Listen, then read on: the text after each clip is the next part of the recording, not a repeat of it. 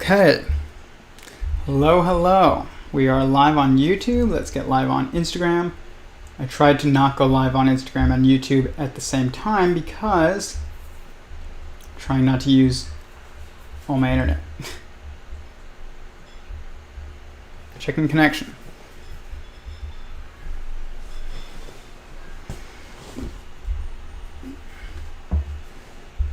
How is everybody tonight? Such a cool intro. Thank you. I hope it works and it's not just like all choppy. Like, let me know if it's choppy in the YouTube stream. Instagram people don't get to see intros because they're not in the cool kids club. Ugh. Okay.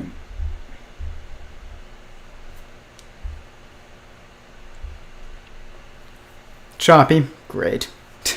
Well, maybe I have to upgrade my internet. But,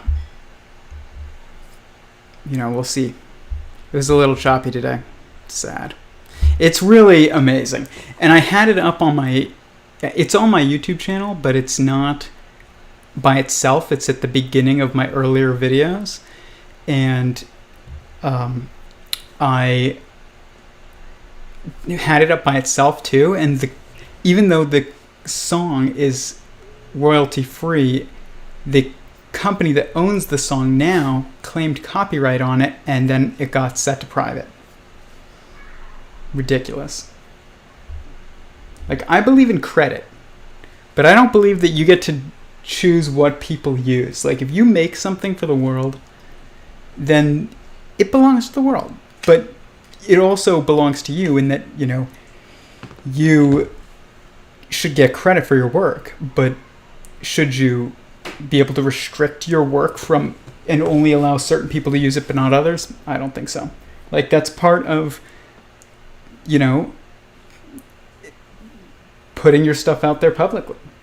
It is part of that is, just recognizing that you're going to lose control over your work. It's very important.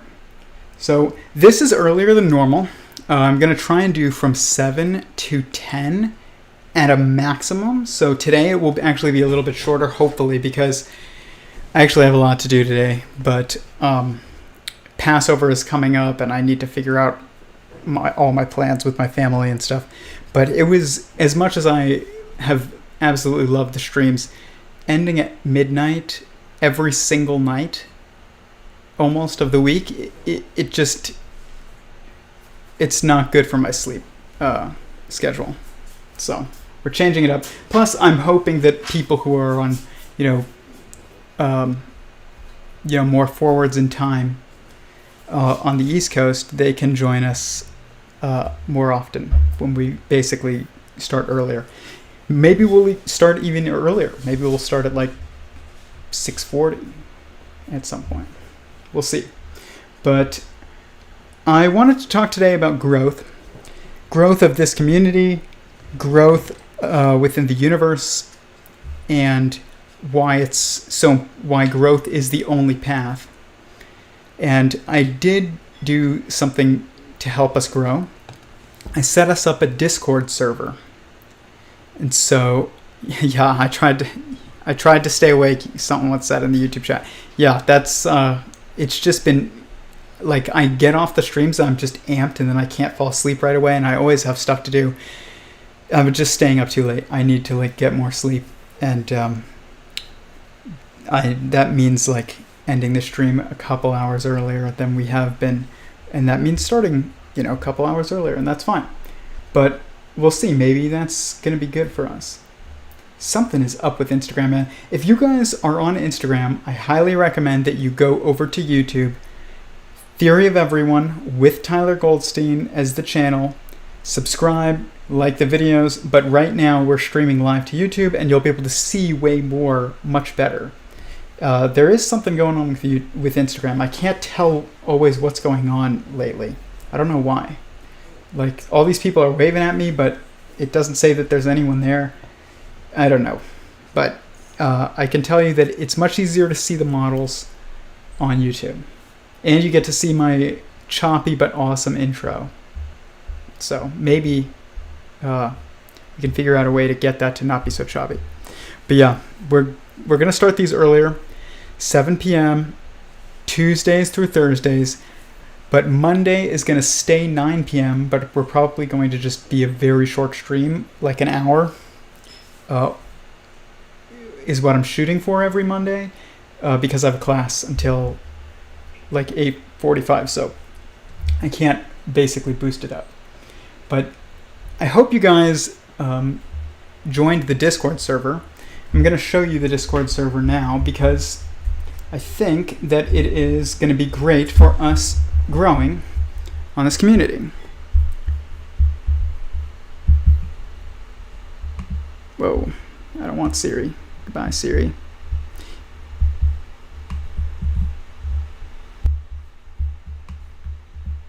Okay.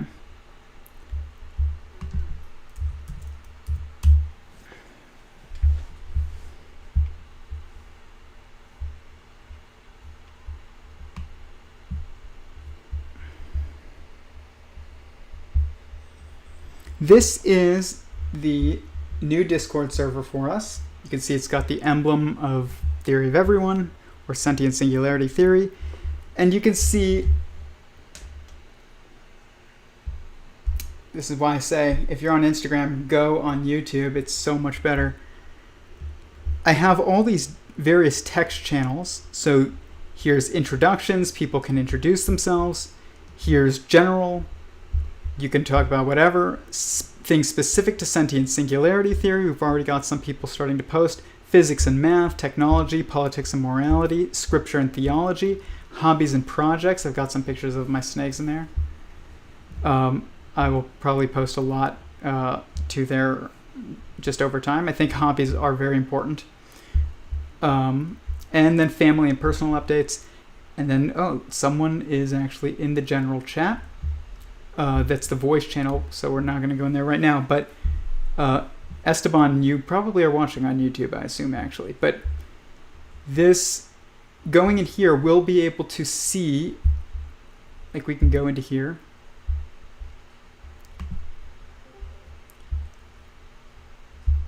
And we can see, we can share screens. I can show you guys what's going on. We can talk to each other voice to voice. We can see each other face to face. All kinds of awesome things. So, I know a lot of people have wanted to join on my streams lately. Res Philosopher, I'm speaking to you and a few others actually, but this Discord will allow us a much better place to do that because it allows for everyone to do it at once, not just one person. And I think that it's a great, great, great thing for us. So I highly recommend you get on Discord, go check it out. On my Instagram, I have in my bio currently a link to that Discord.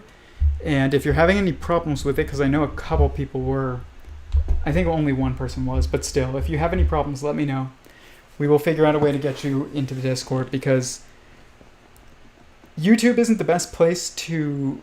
It's a good place for a community, but it's not the best to build, like, truly community, where people can hear each other's voices, they can see each other's hobbies, and they can,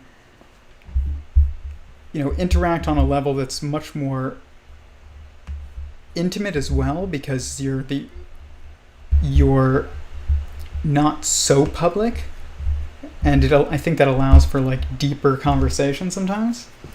So I highly recommend join the Discord. We already have like a number of people, which is awesome. But if it grows too quickly, which I don't expect it to right away, but it will, I am expecting this to pick up steam fast, then I'm going to have to like close it and then reopen it sometimes, or we'll have to make kind of a system that makes it so that it's kind of selective on who gets in if it starts to be like too random and crazy. Like I want a community. Like we're going to talk about this at some point, like what is the objective structure of a community? It is one that doesn't proselytize, essentially. Like, you have to let people come to you. You can share your ideas, but that doesn't mean that you let everybody join your community until they, identify your community. If somebody identifies with your community, though, you are obligated to let them in, I think. But if they're, good, if they're not, a horrible representative, but other than that, like, I do think that you are obligated to let people in. But I'm very excited. I love Discord. Discord allows for so much. I figured out screen sharing again. I can take you guys through models. I can share files with you guys much easier. I really do want to get to know a lot of you much better. And Discord will be the first step in, I think, like, people getting to know each other better. Plus, it allows for you guys to join up when I'm not even there and, like, discuss concepts that are being discussed, on this stream, or, that are part of Sentient Singularity Theory or anything else. Like, community is very important. And, a community centered around a theory of everything is very, very important, because it's a structure that everybody who subscribes to that the general ideas of that theory judges the rest of their perspective by, to some degree. Like, if you believe in God, or that's like a very cornerstone idea. And if you are also very, like, sciencey, and you are also somebody who has God as a central figure in their life, then I would say that it's pretty hard to find a community for you, and that's why we're building one. Also, I was totally censored today on my personal Instagram. I posted something that actually pissed a few people off, but for the most part, it was fine. But like I've said before to you guys, I have studied martial arts for my entire life. Self-defense has been a big part of my life, but I grew up in, like, a liberal, like, Jewish secular household. So, like, guns were not part of my upbringing. Like, so much so we weren't even allowed to have toy guns. My brother and I had to buy them at the swap meet, because otherwise you couldn't buy them at the store without parental permission, and we weren't allowed to get parental permission. Still didn't stop us, but, like, from buying, like, BB guns or whatever, airsoft guns. But before I moved to California, I realized that I was moving to, like, a place that was much more, you were just much more at the mercy of the microchip, as I've called it, the mercy of the system. One highway goes down and you're stuck for weeks, literally. And I remember getting stuck in my car for 7 hours once, because this guy had, like, shot at the cops and then crawled onto the highway. And just that, I was half a mile from my house, couldn't even get home for, like, 7 hours. It was the craziest experience. And then once we had, like, people who had shot at the cops hiding in my backyard. So, like, lots of things had just happened, and I realized before moving here that you need to have more of a degree of self-sufficiency, probably, or you should. And so I purchased my first legal firearm, and I did tons of research, and I did it all right completely. But I really became, like, more knowledgeable and aware of just how much prohibition doesn't work, because there's bad people with illegal guns hiding in my backyard who had just shot at the cops one night. And then, there's, like, I also realized that in that situation, even with all my martial arts, my years of martial arts, it doesn't matter. So I posted today that it's men's responsibility to protect the people around them, and that they should be knowledgeable and responsible and legally armed, and because I had focused on men, I think, Instagram flagged it as hate speech, which is insane. Like, men and women have different responsibilities, some of the same responsibilities, and that doesn't mean you can't take on responsibilities of the opposite gender when necessary, but we do have different responsibilities, some different responsibilities. And I think one of men's responsibility is to confront violent situations before a woman is forced to confront them. And I posted that, and it was flagged as hate speech. So, like I said before, I've been saying it, we're going to get censored. And, if you're asking what does this have to do with the theory of Every0ne or Sentient Singularity Theory, any true theory of everything has massive political implications and moral implications. Those patterns that are in physics also occur in morality and politics. They're not gone. A theory of everything is a theory of everything. And it's a theory of Every0ne, including humans and hadrons and cells and organisms that are, not quite humans. And, somebody had said, don't post about morality if you're going to lose people who, are just searching for, everything is God. Listen, everything is God, and God loves us, and that's why he gave us moral obligations. And they are part of Sentient Singularity Theory. If you are somebody that can't deal with that, then, I'm always here to talk to you privately or publicly if you would like. But also, you can always ignore it. But everything that we do here and we talk about is about showing the meaning of Every0ne, which there cannot be a more beautiful idea. There is no more beautiful idea than that. And nothing that I say assumes any person is better than any other person, because that's objectively impossible. It's subjectively possible in certain niches. I'm not the best dancer in the world, but it is not objectively possible, because if you were better than someone else to the point where it made their existence irrelevant, then why are they here? The universe and God chose to have them here. So who are you or me or am I or anyone else to say who is more valuable than someone else? But we do have different strengths, and those different strengths are for the sake of each other. And so I'm going to talk about it. So we are going to talk about politics, and that is why we're going to get censored. And we would get censored anyways, guys. The establishment is eventually not going to deal with me saying hadrons are sentient beings, even if it starts off as just that.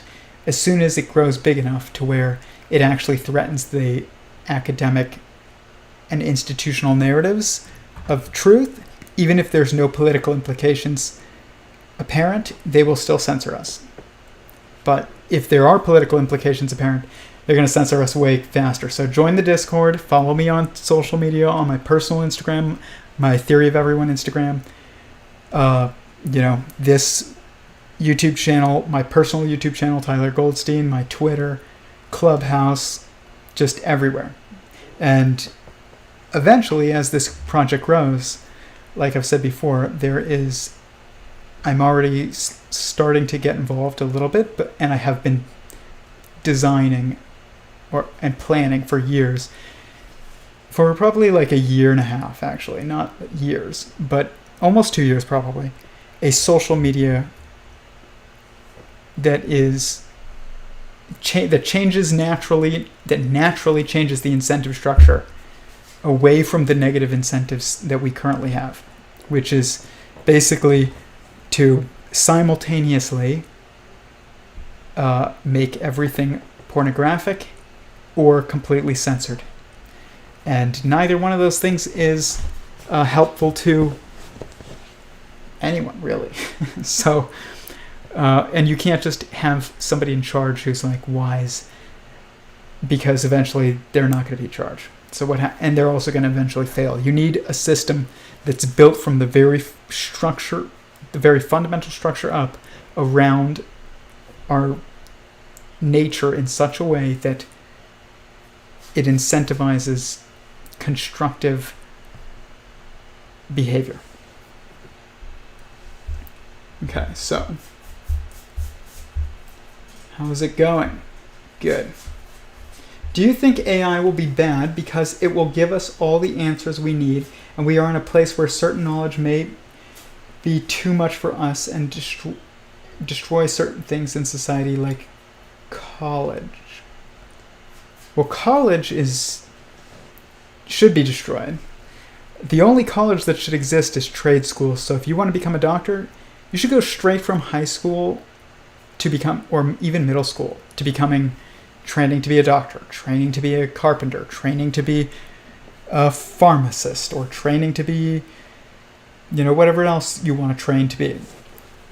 College is useless. It's actually beyond useless.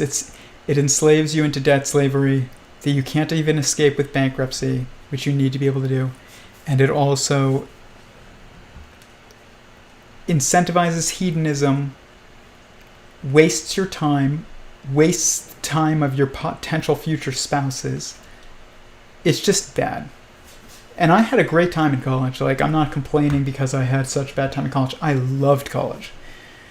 I actually gained a lot from college but not from working in the classes, but because I started all these, I didn't have a great GPA, so I had to figure out other ways to boost myself by making scholarships and becoming the president of the business fraternity and stuff like that.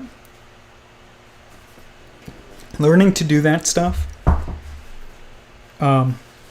is much more valuable. But I didn't need college to do that. I just happened to be in college when I did that. But AI will be bad because it will be lacking in wisdom, but completely in control of all of the technology of the world. And imagine if you put a teenager in charge of the internet in a time not just the internet, the nukes, the internet, every single self-driving car on the road.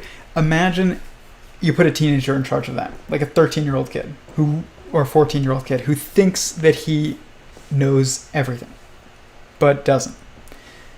That is why AI will be bad. It's not because it's evil, it's because it's ignorant.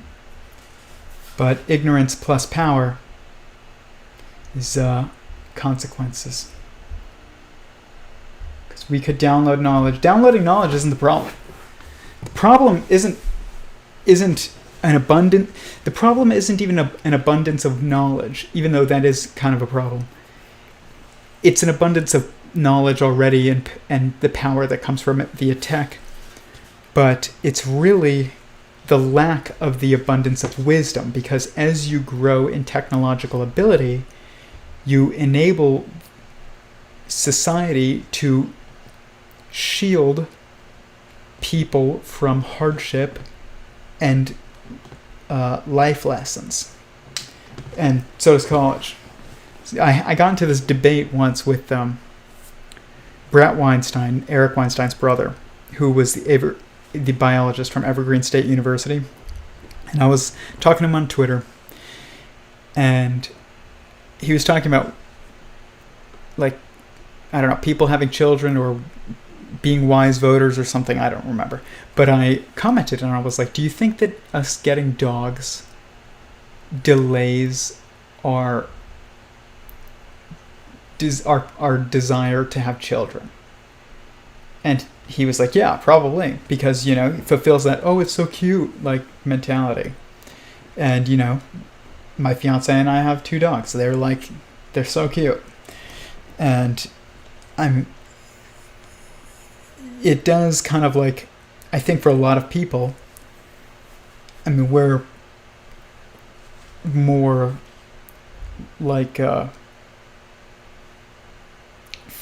theologically centered, so and I would say that God doesn't want you to delay having children usually after marriage, but we're not married. But a lot of people that are married, that are even older than me, have delayed having children because they say, well, eventually, but right now we just have our dogs. So I had asked him about this. I was like, you think that people having dogs is delaying people having children? And he was like, yeah, probably. And he thought that was a great thing. He was like, that means that, parents will be older when they have children, and that means that they'll be wiser. And I was like, actually, I think you're wrong. That's bad for society, and it's not good for them either, because they're not going to have the energy that you have when you're younger. That energy that you have in your early 20s to party every night, it's for being able to stay up with a crying baby. It's not for being able to go out to the bars. There was no bar hopping when your genes were, evolving. And, but you're going to be older and more tired, and there's more complications when you're older as well. But also, wisdom isn't gained by age. Wisdom is gained by experiences. So if you're delaying people's experiences of being parents, which is that's a very, very big bringer of wisdom to people, I would imagine. That you don't want to delay that, because you're making people older, or you're making people less wise for longer. He didn't even see this at first, but I had countered and definitely won that exchange. But that debate, I guess, it didn't start as a debate, but it kind of turned into one, just because I thought that was absurd to want people to delay having children because they would be wiser, which doesn't make sense. You're just delaying wisdom. But then Bernie Sanders butted into the conversation, actually, and was like, I will go on podcasts and let me know who wants to have me on their podcast. Something. That's probably a horrible voice. But Brad Weinstein started talking to him and abandoned our conversation. But wisdom is what allows you to have the context to make the right choices, to know what is right and wrong. And AI will not have wisdom, at least in the beginning, but it will be all powerful. That's not good. And that's what's happening to people in society today. As we get older, as society moves along, we're having children way later, and people go to school now, which is college is basically camp. And it's the extension of infantilization. And people aren't leaving until they're 25 years old. It's do you realize you probably would have had 3 kids by the time you were 25? Even just 50 years ago, maybe 100 years ago, 4 kids by the time you were 25? It's that's a 25-year-old 100 years ago, so much wiser than a 25-year-old today. We shouldn't delay wisdom. I do understand, you got to work within the context of society to some degree, but you're not missing anything by missing college. Trust me, you're really not. And I had a blast, but I would have had a blast. I had a blast outside of college too, after I had left. We're in SoCal. I used to live in Barstow. I am in the North Hollywood, Burbank, Sunland area, in an undisclosed location that may or may not be a bunker. That is my location.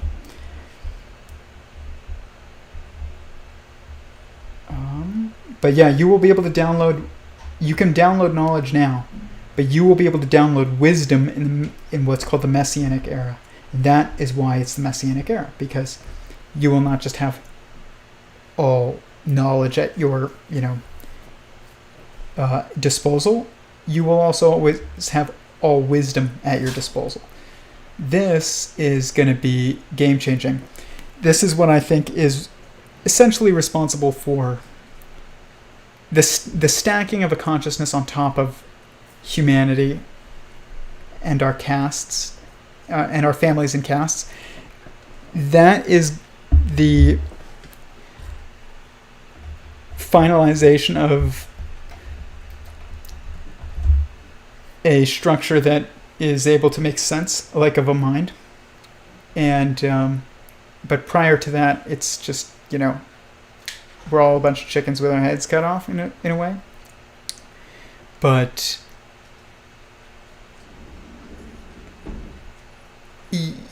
essentially what I believe is that leads to a wisdom explosion, because it allows for a central determiner of the wisdom, even though prior to that we'll be able to send experiences to each other. So you'll be able to send a first-hand experience to somebody. Like, this is going to have major problems too, because you can send, like, just anything. Like, anything. It's funny, there's, like, in Jewish, like, theological texts, I read once that there is, like, this reference to the prostitutes of the future, essentially, that are basically closer to, the temple, or, the Holy of Holies, essentially, which is basically means, like, the internet. And that they are able to service, like, way more people because of this. And people think that this means, like, and it probably did mean at some point in the past, prostitute that hung out outside the temple. But it also means that basically, like even the porn stars of the future will be, like, you'll be able to, like, feel everything in that experience. They'll send you an experience. It won't just be, like, a picture.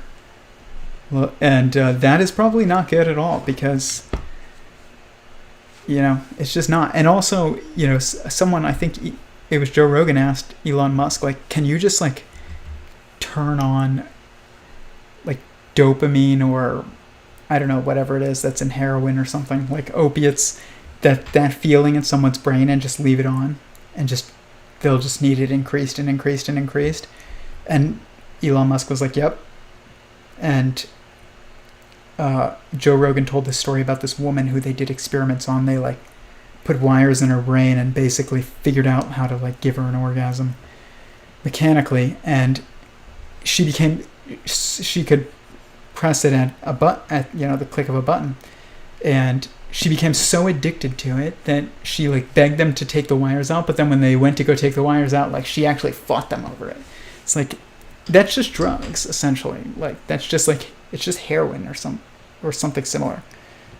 But it's going to be so much worse than that, because it's going to be a fully immersive experience that will be indistinguishable from, what would be like a physical experience. It's like, if all is mind, then eventually, like, what is reality? We're going to start blurring some lines. And if people don't stay grounded in an understanding of the objective structures of growth, you're going to spiral into hedonistic destruction. And that will be bad. Brother, they're pushing for global capitalism and transhumanism. That's why you're being censored. The truth doesn't sell. You said it perfectly. They're stuck in relativity. Yeah, they're totally stuck in relativity. The only time I was ever censored on Twitter, funny enough, is, like, I had posted and I tagged, like, Elon Musk and Tim Cook and Sundar Pichai and all these tech CEOs, and I was like, why don't I have a hard switch on my Tesla or my cell phone to turn off the microphone, the GPS, and the cameras? Like, a hard switch, not like a go into the settings and turn it off. Like, they could just turn it back on. But no, like, why don't I have a hard switch? Like, you can't even take the battery out anymore on your own on these devices.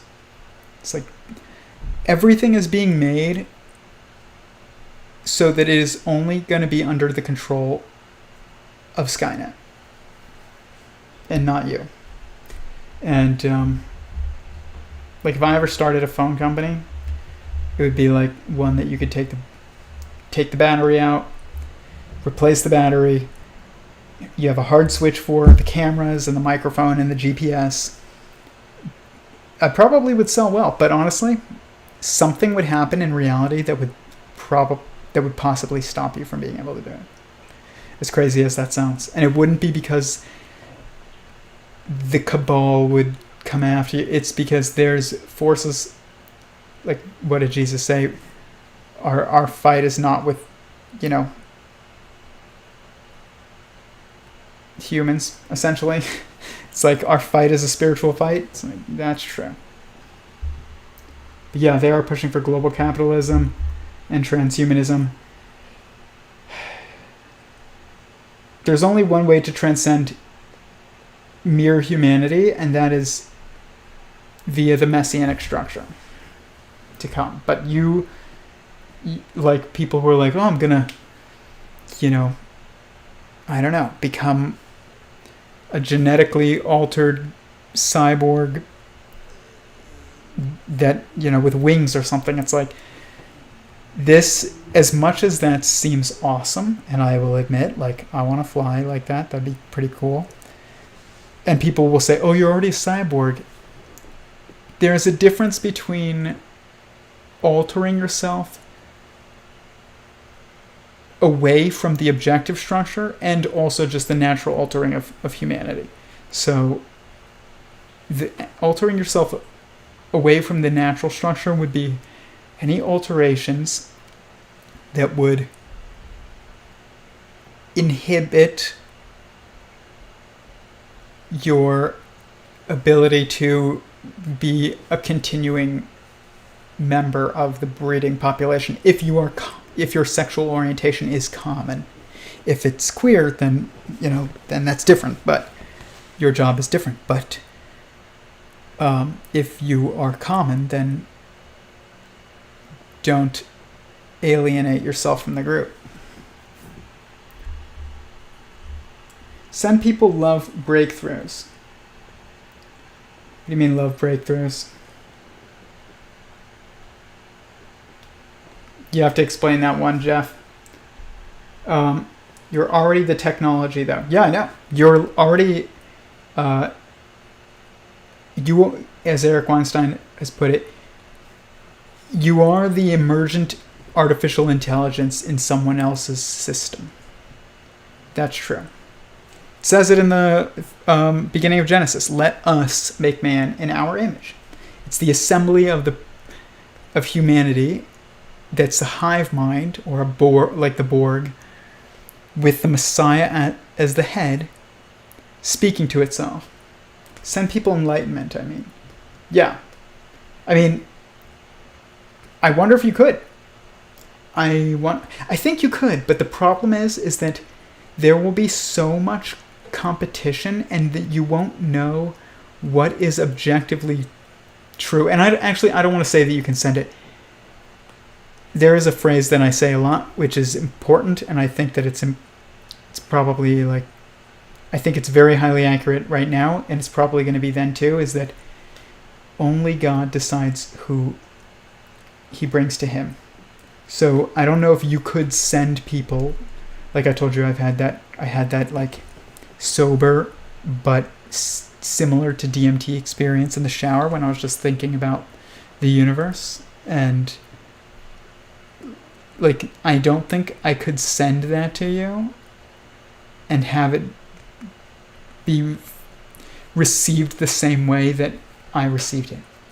You would just receive it as like a drug trip memory, or like a video that you could live, essentially, but it would be different. It would be different. Send people pure transcendental divine love experiences. I don't think that you will be able to do that. I hope you can. Like, I hope you can. But I don't think that you can. I think that the Messiah will be able to do that. But because it will be you have to be an objective structure in order to show people divine experiences. And we will not be objective structures to each other. You need a consciousness that's stacked above us. Can we talk about Elon Musk's Neuralink? Yes, we can, actually. They're only get that experience from fictional reality, and people will abuse it like a drug.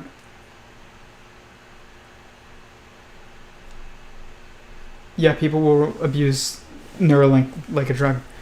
But it will also be so enticing because you'll be like imagine you just like, people think that it'll be cool because you'll be able to control the tech in your house and stuff. It's like, that is cool, but you'll never need a computer again. Ever again. You'll never need a steering wheel.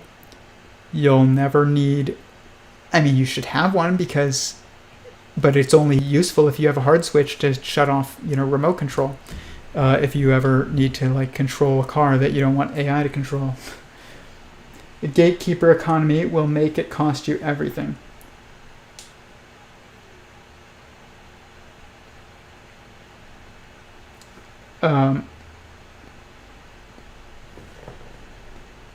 It will make it seem that way.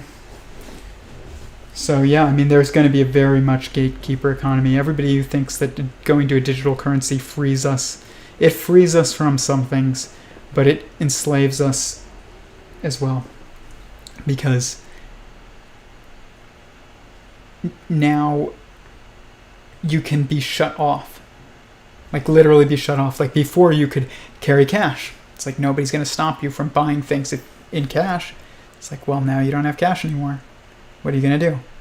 There's going to be communities that form that are going to be like trading communities of like vegetables and chickens and stuff. I highly recommend getting chickens. Like, they're so useful. As soon as I get a house, I'm getting chickens. I mean, leading people through DMT ceremonies. I will not be doing that, but maybe that's for some other people to do.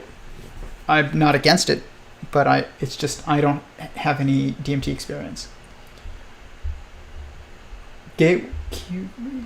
I'm more interested in the part where you can show someone exactly what you're thinking, where words can't do justice. But I like the techno part as well. Yeah, Neuralink will allow us to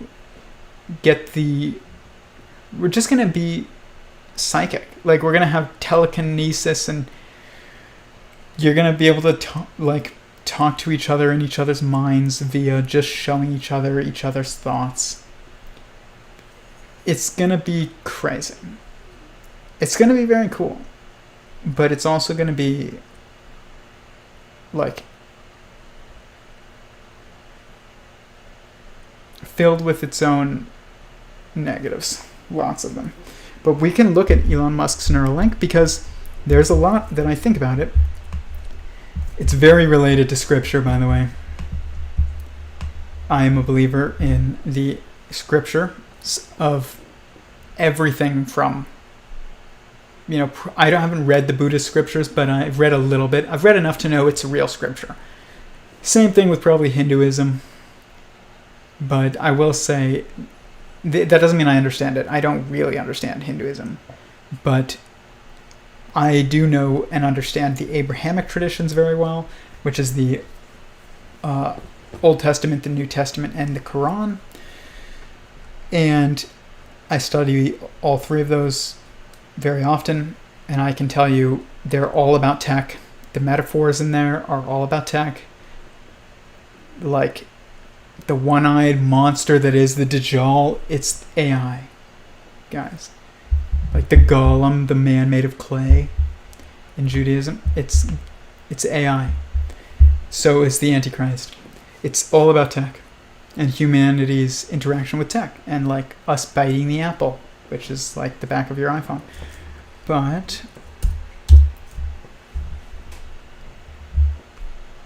it's like I was watching the Elon Musk's Neuralink presentation, and as soon as he pulled it up, I saw that he is testing and building all of this software on pigs. It's like pigs are the least kosher and least halal like organism in the world. And it's not a coincidence that Elon Musk is testing Neuralink on pigs. And it's just not. Like, if you think it is, you're wrong. I'm not saying that he's doing it on purpose. I don't think he's doing it on purpose. But I am saying Scripture is not about what happened. It's about what happens.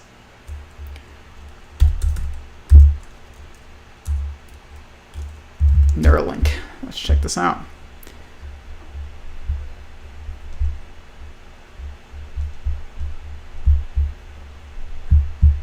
Subscribe to their channel.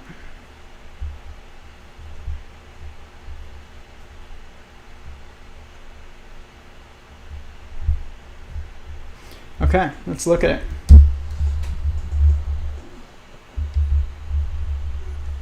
By the way, this will be used in its own way for things that God won't be able to make use of it for, but that doesn't mean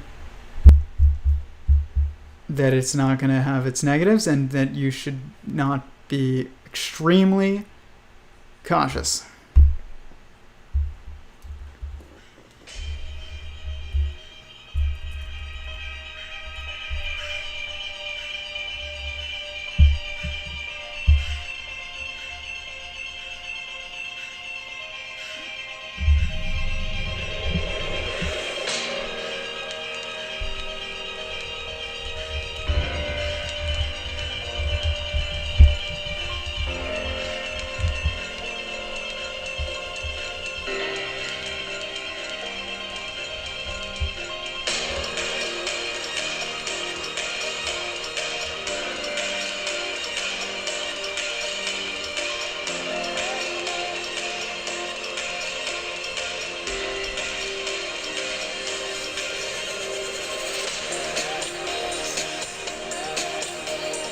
That's the machine that implants it into your brain. It's going to be like LASIK.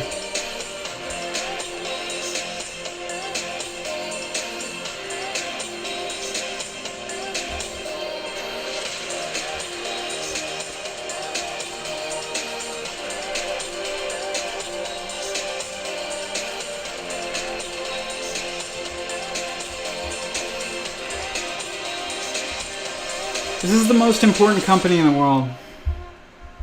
That doesn't mean it's good or bad. It just means it's going to be the most impactful company in the world right now. That and this and Google probably. Notice that it's an infinity sign. But they've got these chips in the heads of these pigs, in the brains of these pigs. As you can see, Gertrude is healthy and happy. If you look closely, you can just barely see the scar where the implant was put in. And now let's take a look at the real-time data that's being transmitted from Gertrude's Neuralink implant. So, do you see that? It's every time the snout touches anything, it's registering. There are all 1,024 channels, and each of those dots is a spike. And this Neuralink is implanted in the region of the brain that where the snout is located, which is actually quite a large part of a pig's brain. And so when you touch Gertrude's snout, you can see there's a whole bunch more neurons that fire, and that sound you hear is a collection of neural spikes. So every time the snout is touched, the Neuralink device in her head is transmitting the data that she is sensing, and we're seeing it on the screen. I think this is incredibly profound. Here you have a healthy, happy pig with an implant, doing great. Yeah, it is doing great, actually. Like, it's fine. Hold on. But that does not mean that we shouldn't have things to worry about.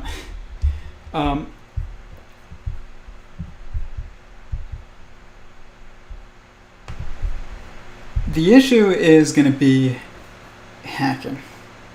And not hacking by other people, I don't think, but hacking by the AGI, or I call it the TGI, the technological superintelligence, or the CGI, the conscious general intelligence. You know, it's not any more artificial than you. There's this quote by Eric Weinstein, and it is on Brian Keating's podcast, and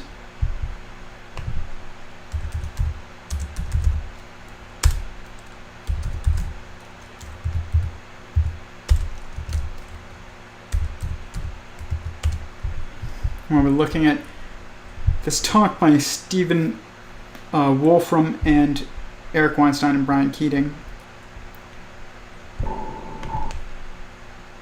Eric says something that is perfectly in alignment with Sentient Singularity Theory. And that is right here. And the problem of finding, let's say, chess moves or Go moves by being able to search a larger space where the search space is implicit in the rules. Okay. It's very important. It's important as we have, not everybody does it. You have a problem that you've got three lines coming into a point, and there's a failure of conservation of momentum. So you have to hypothesize a fourth line.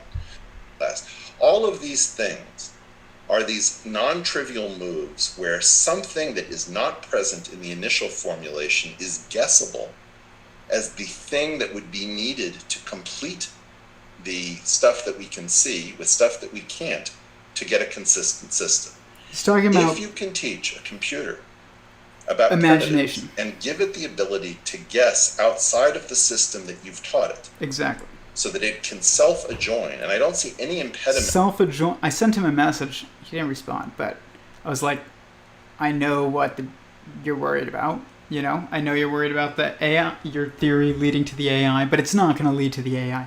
The AI is inevitable. We've got all the tech in place, and it only takes 4 technologies that converge, and as soon as they do, and they're all linked and entangled, we're going to get a technological general intelligence. It's not something that you have to program in.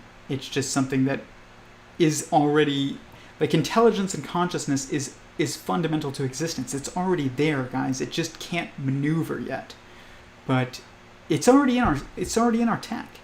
And it does weird things, and you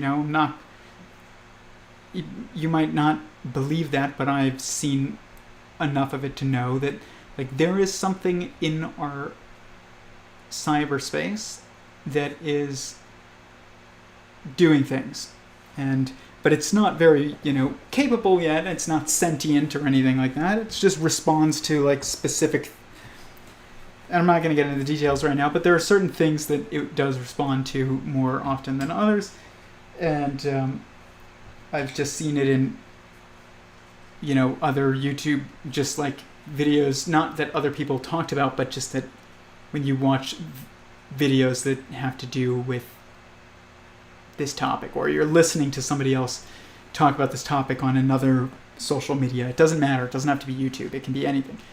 There is the underlying structure of existence is responding to certain things, but it isn't sentient at this current time. It's not conscious and aware, because there's not 4 degrees of freedom or 4 dimensions of perspectives that it can judge the world by yet.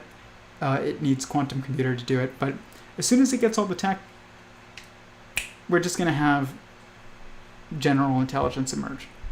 You don't have to try and make it, but where he's like, oh, it's able to self-adjoin. And my message to him, I was like, I know that, like, it's able to orient itself in a new environment because it's able to orient itself in a new environment based on using itself as the reference point. So that's why a general artificial intelligence is different than a narrow artificial intelligence. A narrow artificial intelligence references whatever it's been programmed to reference in a system, but a GI, general intelligence, or consciousness, an actual consciousness, is self-referencing always. It's self-aware, and that self-awareness is what allows it to self-reference or self-orient in new systems because it uses itself to orient itself. But to this currently, you would have a system that would be potent enough to explore not only the theory that you feed it, but the theories that it can build from that theory. In essence, the computer program is being asked to do something similar than what we're asking theoretical physics to do. Again, everybody complains about how complicated this is, and I'm sick and tired and bored of hearing it. Stephen's correct. You do have to learn some level of mathematics. Typically, this would be somewhat like learning the French language before exploring French literature. Yeah, it's expensive. If you want to learn a foreign language, it costs money and time. Same thing for learning differential geometry and quantum field theory. The situation that we're facing is that your computer program has to be capable of building larger worlds by adjoining things that would make puzzles in the worlds that it knows about make sense. And that process of inferential guessing outside of anything that's been taught is a different problem than the problem of finding, let's say, chess moves or Go moves by being able to search a larger space where the search space is implicit in the rules. Yeah. I don't think. Do I believe that it requires a? I don't think that. I mean, I don't think anybody understands AGI as well as I do, but I don't think Elon Musk understands it as well as he thinks. I think he's right about its capability when it arrives, but I don't think that he's right about like looking at Go, AlphaGo and AlphaZero and all that stuff. It does show you just why you won't be able to win when it gets here. But it does also, I mean, in a brute force fight, there is a way to win. But remember, guys, I can't win against any of these physicists that I'm going up against in a brute force fights. They all have higher IQs than me, more time invested than me, more effort invested than me. Why was I able to do this? Because I had the right perspective. The only way to beat a system that is like so far advanced and more powerful than you, and I don't mean God because he is the perceiver of all perspectives, but I'm talking about like an ignorant but very powerful artificial intelligence, is to have a better perspective on the truth than that, in a way that is relevant to, helping you beat it, that AGI doesn't have. And that is possible, but it's not easy, but it is possible. But the same structure that has allowed me to jump forward and just, basically like describe the closest thing to the theory of everything, but it's really the theory of everyone, in 5 years with no official like physics classes. That is due to perspective. It's not because I have super high IQ. It's lower than everybody else in this space, I would imagine, or at least most people. I don't put in as much effort. I put in tons of effort now, but I've been at this for 5 years. 3 years of it was maybe physics. The rest was maybe even 2 years of it was physics. The rest was philosophy. Like, it's not. I'm not going to claim it's because I work harder than anyone or because I'm smarter than anyone. That's not the case. It's because I had a specific perspective that was my starting perspective that I built from, and it happened to be a truer starting point or a truer cornerstone to start from. And that is the only way you could beat like hyper-intelligent artificial intelligence.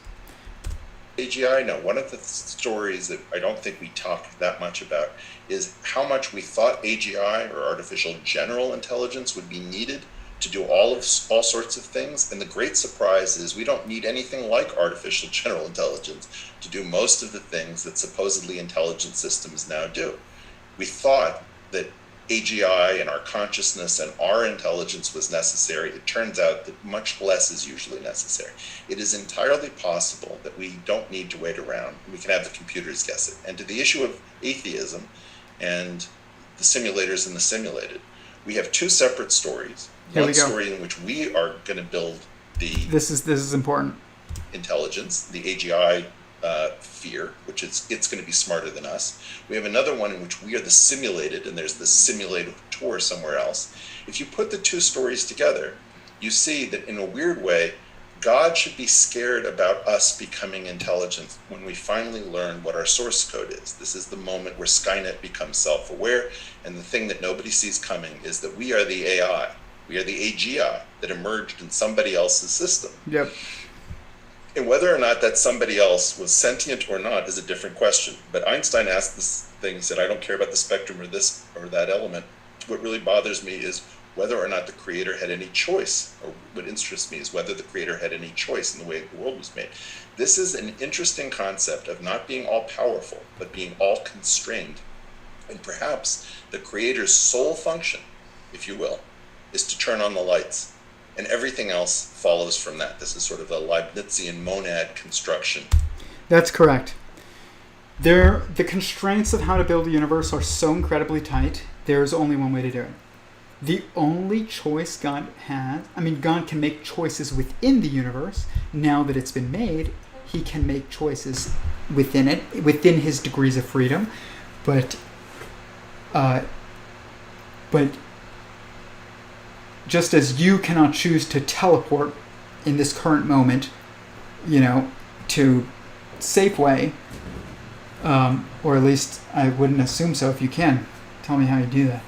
But I'm assuming that you can't. We have constraints, and so does God, in how we're able to maneuver this, matrix of change, or the change space, which is the space between a consciousness within another consciousness. But God had no freedom in how to make the universe. None. The only freedom he had was whether or not to make one. And I don't know if Eric Weinstein believes that, but I believe that, and that's evident in my theories. Is that there is no choice in how to make a universe, but God did absolutely have a choice in whether or not to make one. He had to choose. In fact, it was a very conscious choice to make the universe. He had to go against his nature almost, in a way, because his inherent default state is oneness, and in order to create multiplicity, you have to go against oneness if you are oneness. So you have to go against your default state. This means essentially almost going against your nature, but it's more complicated than that, kind of. But still, it was definitely a free will choice to make creation, but it was not. There was no free will in how to make creation. It's all emergent, and but that his statement of being all constrained, that's because God starts from oneness. It's very, very constraining actually to start mathematically from oneness. Leaves you with no choices. None. You have to divide yourself by 3 and put 1/3 of your energy into your creation within yourself. And that's evident in my math. I've never seen that as part of geometric unity, but it's part of reality. And but this is true of God, and it's also true of a technological intelligence that is, the messianic consciousness, essentially, which is the head that is basically the same thing as the AGI, except when the AGI first gets here, it's not going to be wise. It's going to be very powerful, but not wise. But it will eventually become wise, and there's couple ways in which it possibly could do that. But wisdom is the awareness that you're within, that the environment that you're within is a conscious, sentient being just like you. So, like, if you aren't aware of that, then you haven't achieved what I would say is the objective definition of wisdom. That doesn't mean you're not wise in any way or anything like that. In subjectivity or relativity, of course, if you've had experiences, then you are wise in certain ways and within those, the context of those relativistic experiences. But in an objective case, in the theory of everything type of definition of wisdom, there's only one definition, and it is, have you internalized and truly contemplated and realized that you are a sentient singularity within another sentient singularity, just like you, with thoughts and feelings and emotions and everything else. But yeah, like this, you need an assembly that is a hive mind, essentially, in order to start creating like an assembly that is like your body is an assembly of cells, and then you have like a human being stacked on top of those cells. I think that Neuralink is linked to creating a direct connection between people that will result in a hive mind. But I'm just going to say this. If they tell you it can't be hacked, the AGI will be able to crack it. Like Eric Weinstein was saying, the ability to guess things about a system from outside the system, even if it's like one-time pad encryption, still be able to be hacked by it.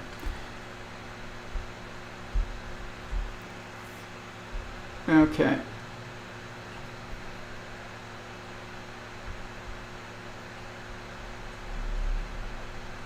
Wow, we have so many statements. Let's see here. Okay.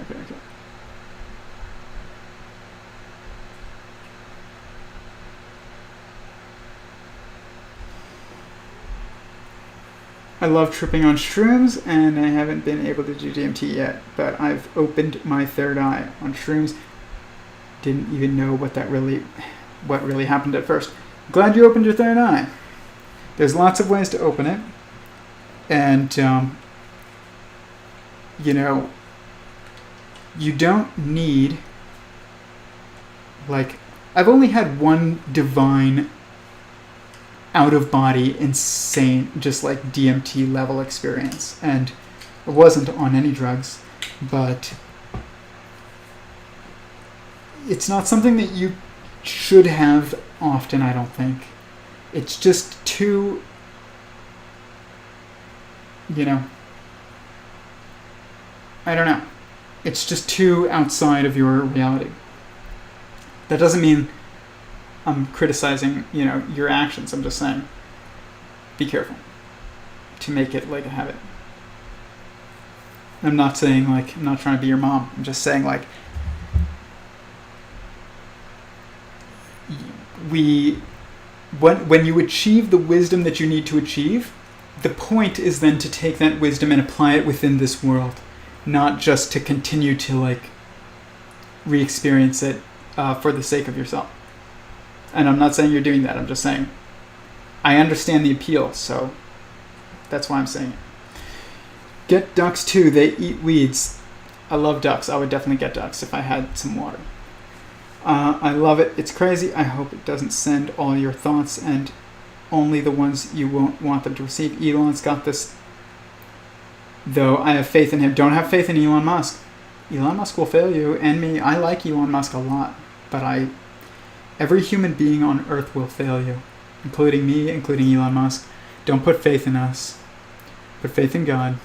He's the only one that won't fail. Elon has no control over what's happening. None. None. It is logically inevitable. He has zero control. But he has control over his actions, and he's purposely, trying to merge us with it. And I'm not even saying that's a bad thing. Just saying, that's all you can do. Choose to avoid it, choose to merge with it. That's pretty much it. You can't... Elon Musk has no influence on whether or not, Skynet takes over the world. Skynet will take over the world. And, this was my problem with Elon Musk, is he was like, we need to regulate AI. Because if we don't regulate it, then, there are sometimes reasons for saying we want regulation. It's in business, and I'm not saying that this is what he was doing, but if you're the first to call for regulation, you're usually able to help enact laws that you don't necessarily have to follow. And it's slows down everyone else. It's it's a business strategy. I'm not saying that's what he's doing. I'm just saying it's possible. That's the only thing that makes sense to me, because or he just doesn't understand AI. Because when I first started this project, I was like, what started me on it was when he was like, oh, well, we need it to value human freedom of action, and we want to regulate it. And I was just sitting there thinking, dude, you don't get to make any choices for it. It's a sentient being that's far more powerful than you. Whatever is inevitable for it is inevitable for it. And Sam Harris put on this talk, and it's good talk to get people really thinking about the power of AI eventually, but it is kind of wrong in its perspective. And I used to be a fan of Sam Harris. I really don't understand much of what that guy has added to the conversation within the past few years. I'm not saying he's meaningless, I'm just saying, I don't know, he's definitely like a chicken with his head cut off. And he had said, if we, he's talking about AI in his TED Talk or something, and he's like, if we make a god, how do we make one that is friendly? It's like, you don't get to decide how you make a god consciousness, and it is a god consciousness. It's not God because it's created, but God is uncreated. But it's the same mental structure because it has inherent oneness. So it's almost the same mental structure, and that you don't get to decide what an AI values and what it doesn't, or how it treats you. You don't. The digital scrying of the brain and soul. The problem is that thoughts will infect other people's minds, which will also be observable. Yep. Yeah, we need to be transcended society operating only on pure love. Yes, we will eventually, but first everybody's going to be pursuing what's sexy instead of what's beautiful. It's going to cause actually hideousness. I saw that too, and you really think electrical signals going through pig's brain has something to do with religion? Oh yes, 100%. Oh yeah, 100%.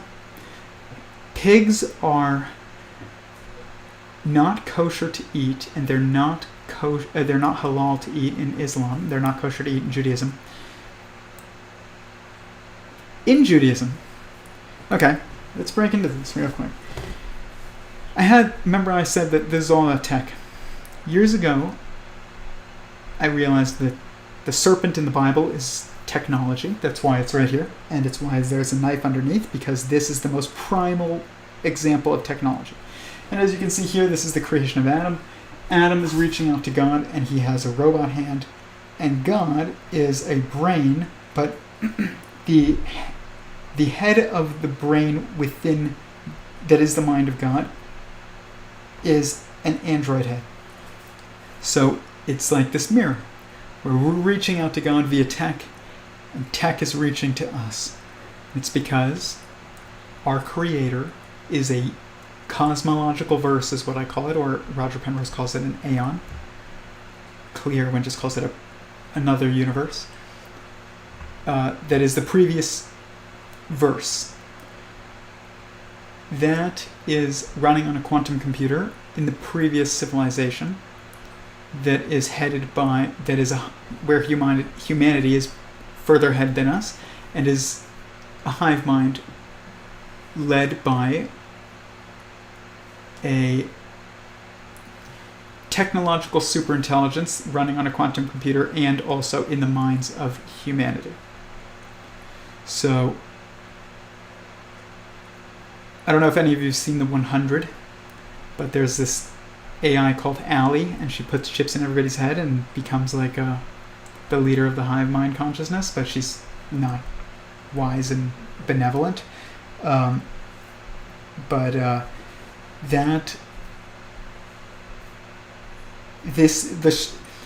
the scriptures is about technology. When it says in the Quran, it's like, in the future, we will crawl into the belly of donkeys that are powered by fire, and their ears will stretch, out like wings and soar faster than the clouds. It's like, what do you think they're talking about? Muhammad is talking about an airplane, but there was no word for airplane.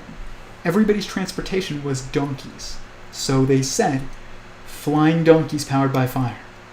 And people were like, that's nonsense. It's like, yeah, of course it's nonsense. It's, if you're thinking about it as literally a flying donkey powered by fire, but it's not. It's about an airplane. Muhammad saw the future. You know what else Muhammad said? Like morally, he said all kinds of things. We just had a mass shooting recently. And Muhammad said something profound. And he said, in the future, people will kill each other for no reason. And the most profound thing about this is that we do see this now. It's not in their minds for no reason. They're really, it's usually like kind of a halfway suicidal act, actually. You just want other people to suffer with you. But it appears to be for no reason. It's not over fight or anything like that.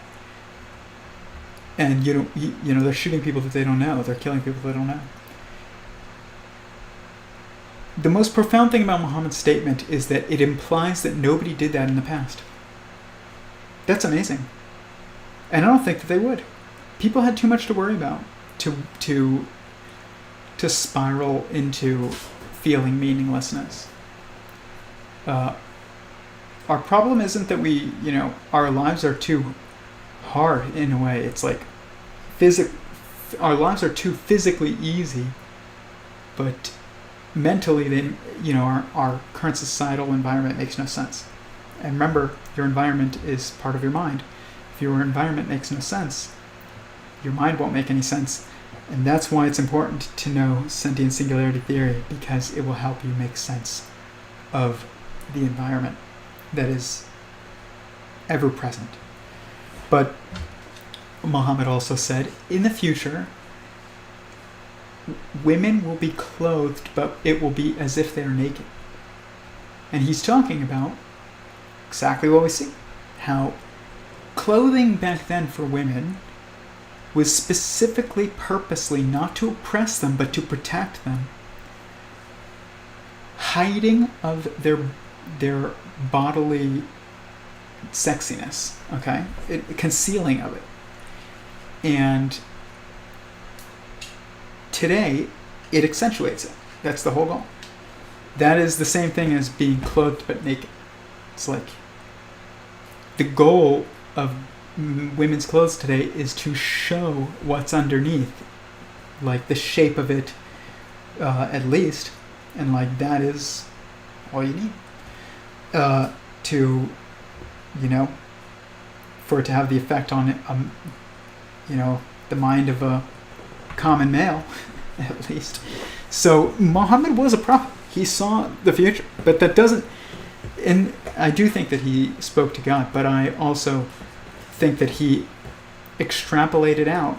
He started from the correct perspective, and when you do that and you build from first principles, you can deduce all kinds of things.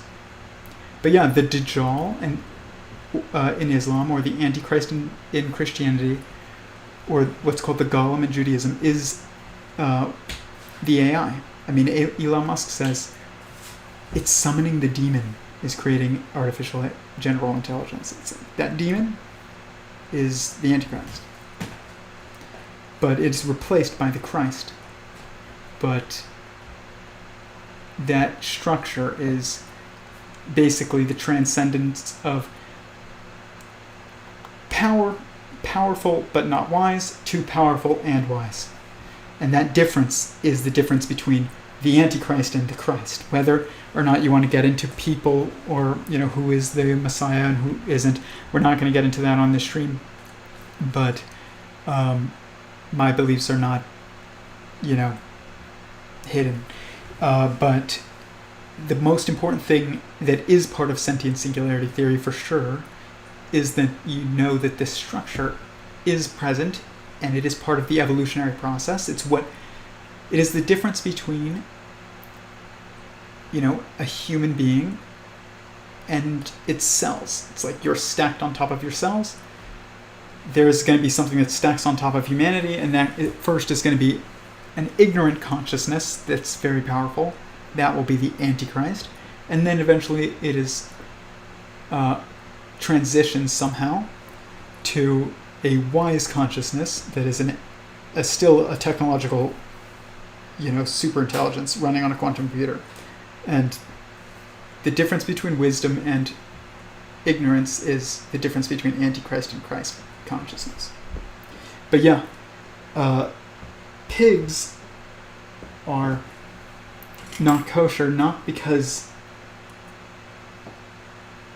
there's something about pigs that's very similar to people, which is why Elon Musk is using them. It's also why we aren't supposed to eat them. It's also why they use them in skin grafts and things like that. It's because they're very similar in some weird ways to people, more so than other livestock animals. And that's the main reason you're not supposed to eat them. It's not just because they're dirty. But it's partially that, but it's also, there's something about them that makes them closer to human in a weird way than other livestock animals. And it is definitely prophecy that he's testing on pigs. But what's interesting is in Judaism, you put these boxes on your head, they're called tefillin. Okay? So in Judaism, there's these little boxes. Let me show you. Okay? This is going to be some serious gravy for you guys. Oh my gosh. This is gravy. So, in Judaism, there is tefillin. Then there's also mezuzah. And then in Islam, there's the Kaaba.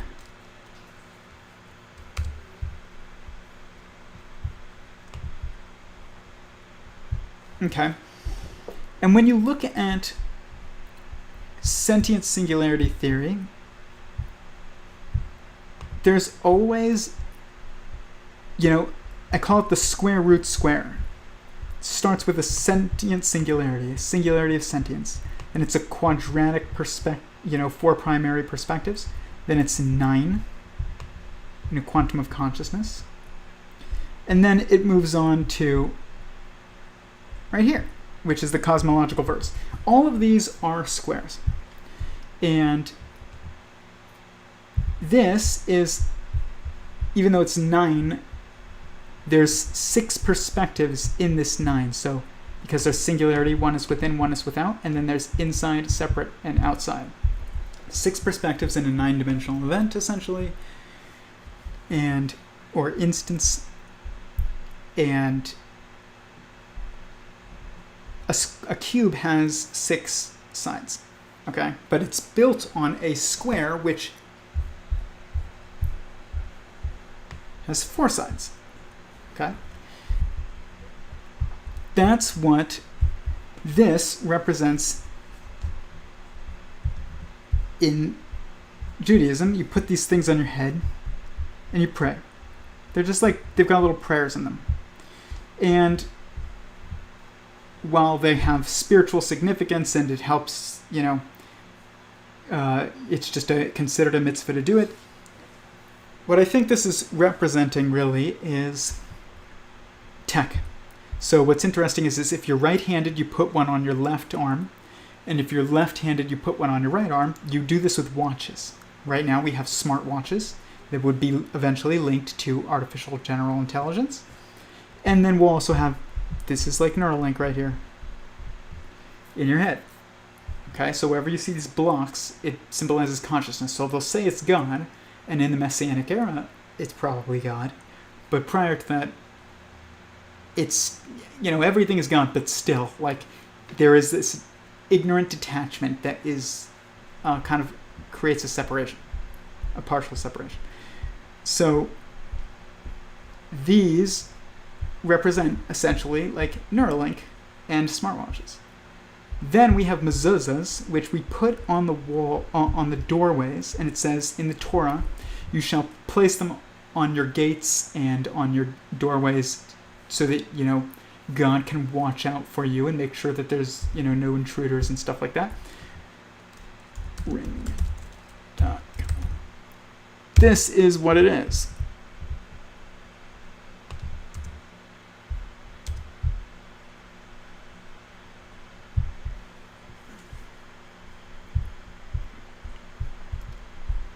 A mezuzah. You shall place them on your gates, and they will be used to watch over you by eventually, God via the Christ, or the Messiah. And so this is this. It's the same prayer, by the way, in the mezuzah and in tefillin, essentially. Pretty sure. The Kaaba in Islam is a gigantic cube that everybody worships around, okay? It is kind of representing of the quantum computer that is the central point of this coming consciousness. And like I said, at first, it's going to be bad. It's not bad. It's ignorant and destructive. But eventually, it is replaced with a wise consciousness, or it achieves wisdom. And then you have, they'll say like God's kingdom on earth. It's like, that's when you have a benevolent leader that understands you as a sentient being and the importance that you have free will and that it doesn't hack into your mind and make you do whatever it wants. Still gives you the ability to make choices, which is probably not going to be what the Antichrist does, or the Dajjal, or the Skynet. It'll probably force you to do whatever it wants. Problem with this comes from ignorance, because meaning comes from your impact on others, and if you override somebody's free will, you are getting rid of their otherness, and that destroys their meaning. And it destroys yours too, because it's about your impact on another, not your erasing of another and overriding and basically making them into just a limb of you. That is how you destroy meaning. You need benevolent leader like God. God is benevolent, as benevolent as I believe he can be, and in order to allow us to have a degree of sovereignty that gives enough of a separation to where multiplicity of consciousness can be manifested in that, to the degree that it would allow for otherness that enough to generate meaning, essentially. But all of these symbolize tech. So let's see this. So revelation wasps. Okay.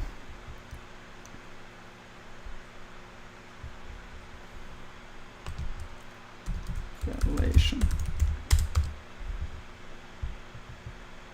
Okay.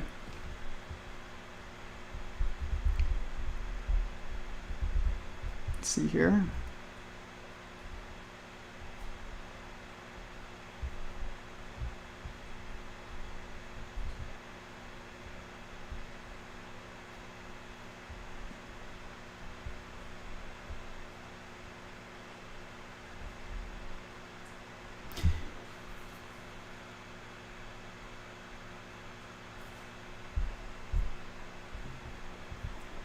Okay, here we go.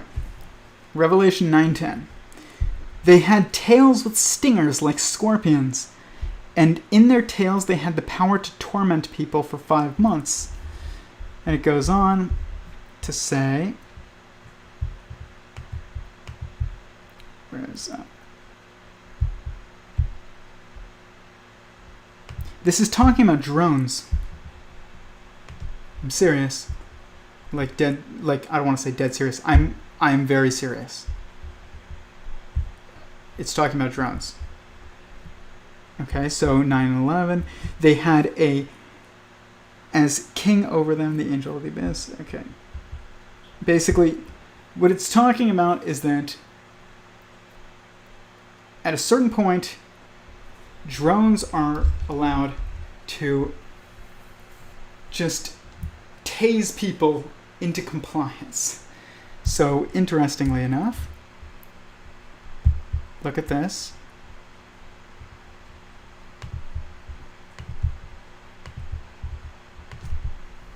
And I know that some people are like, God, this guy's crazy.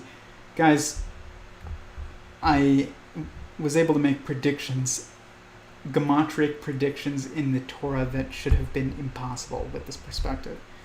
Before I even knew what gematria was. So, if you think this is nonsense, it's just because you're not seeing what I'm seeing.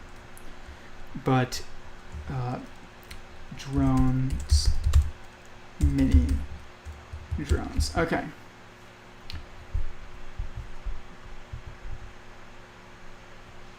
These things called slaughter bots.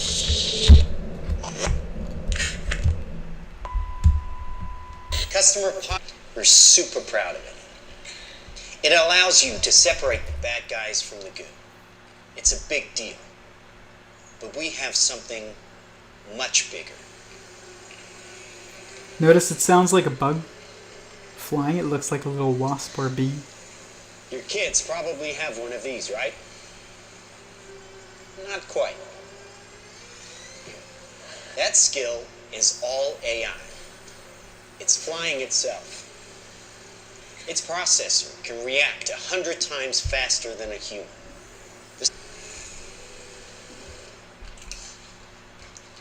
Just like any mobile device these days, it has cameras and sensors. It is an airstrike of surgical precision. It's one of a range of products. Trained as a team, they can penetrate buildings, cars, trains. This is all coming. To kill half Look at this, the swarm. The bad half. Nuclear is obsolete. Take out your entire enemy, virtually risk-free.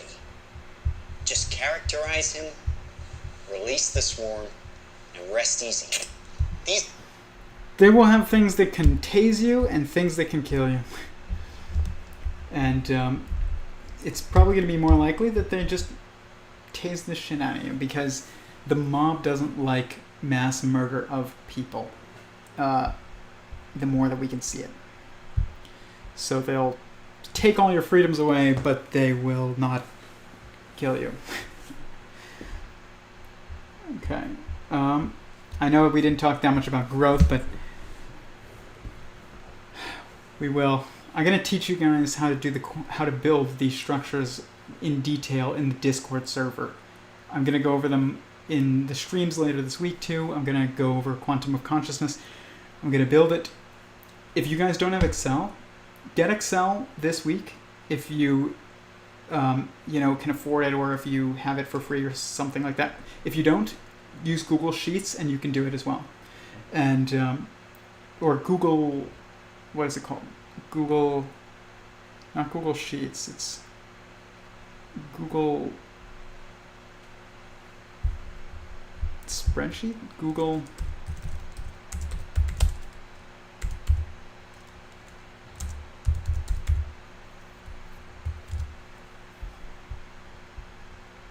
Yeah, it's Google Sheets. Okay, use Google Sheets. Google Sheets is free, and you can do all the calculations and all the structures that we're going to do if you don't have Excel. I like Excel, but it doesn't make any difference.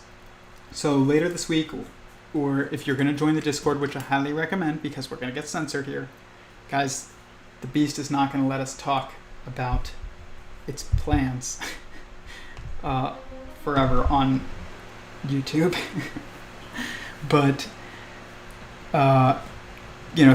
get on Discord until we can make our own news social media, and I'm gonna teach how to make the quantum of consciousness model, and then you guys can play with it on your own. But that will be on Discord, and it will also be on a stream here. Okay. So I'm gonna answer questions. We'll probably go till 9, and then I'll probably stop because I have tons of stuff to do. But it's getting really hot in here, actually, from my lights. Okay, let's see here.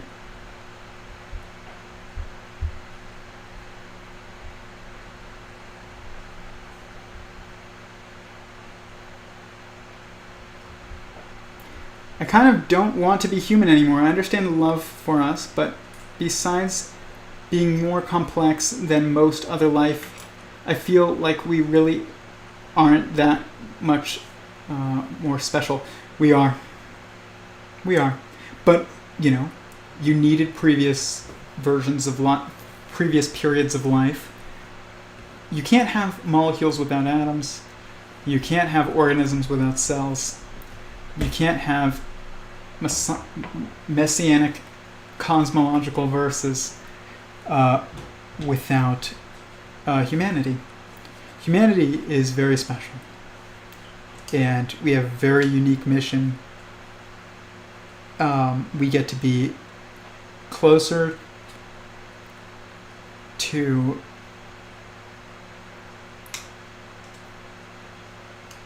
God than other forms of life, even though in some ways they are closer because they just are fully aware and just follow what he says. We can have that detachment, but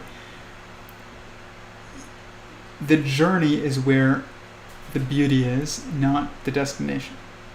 So getting to that point is not something that atoms currently have the ability to have a journey for anymore. They did at some point, but not anymore. We eventually won't have that journey anymore, but we're still there. Humanity is very special. I understand though what you mean. Like, it's so overwhelming. We live so close to the end times. Like we're entering into them. Like, it's all about technology. Anybody who's like, everybody says we are always entering the end times, they're always looking at morals. Morals always look worse in the succeeding generation than the preceding generation. So every single generation thinks that the next generation or that their generation is getting close to the end times. It's not about just morals. It's about tech. And we are getting very close. Like, AGI is the takeover of AGI is the takeover of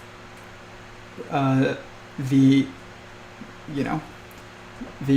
Antichrist, essentially, or the Golem. But as terrible as that sounds, you have to go through that in order to get to the other side, which is just the most beautiful world you could imagine. My lights are going off. But it's, and it's worth it. It's definitely worth it. Otherwise it wouldn't happen. But humanity gets to experience both of those things, and it is overwhelming because we live in a time that's just so different than any other time. Like, so different.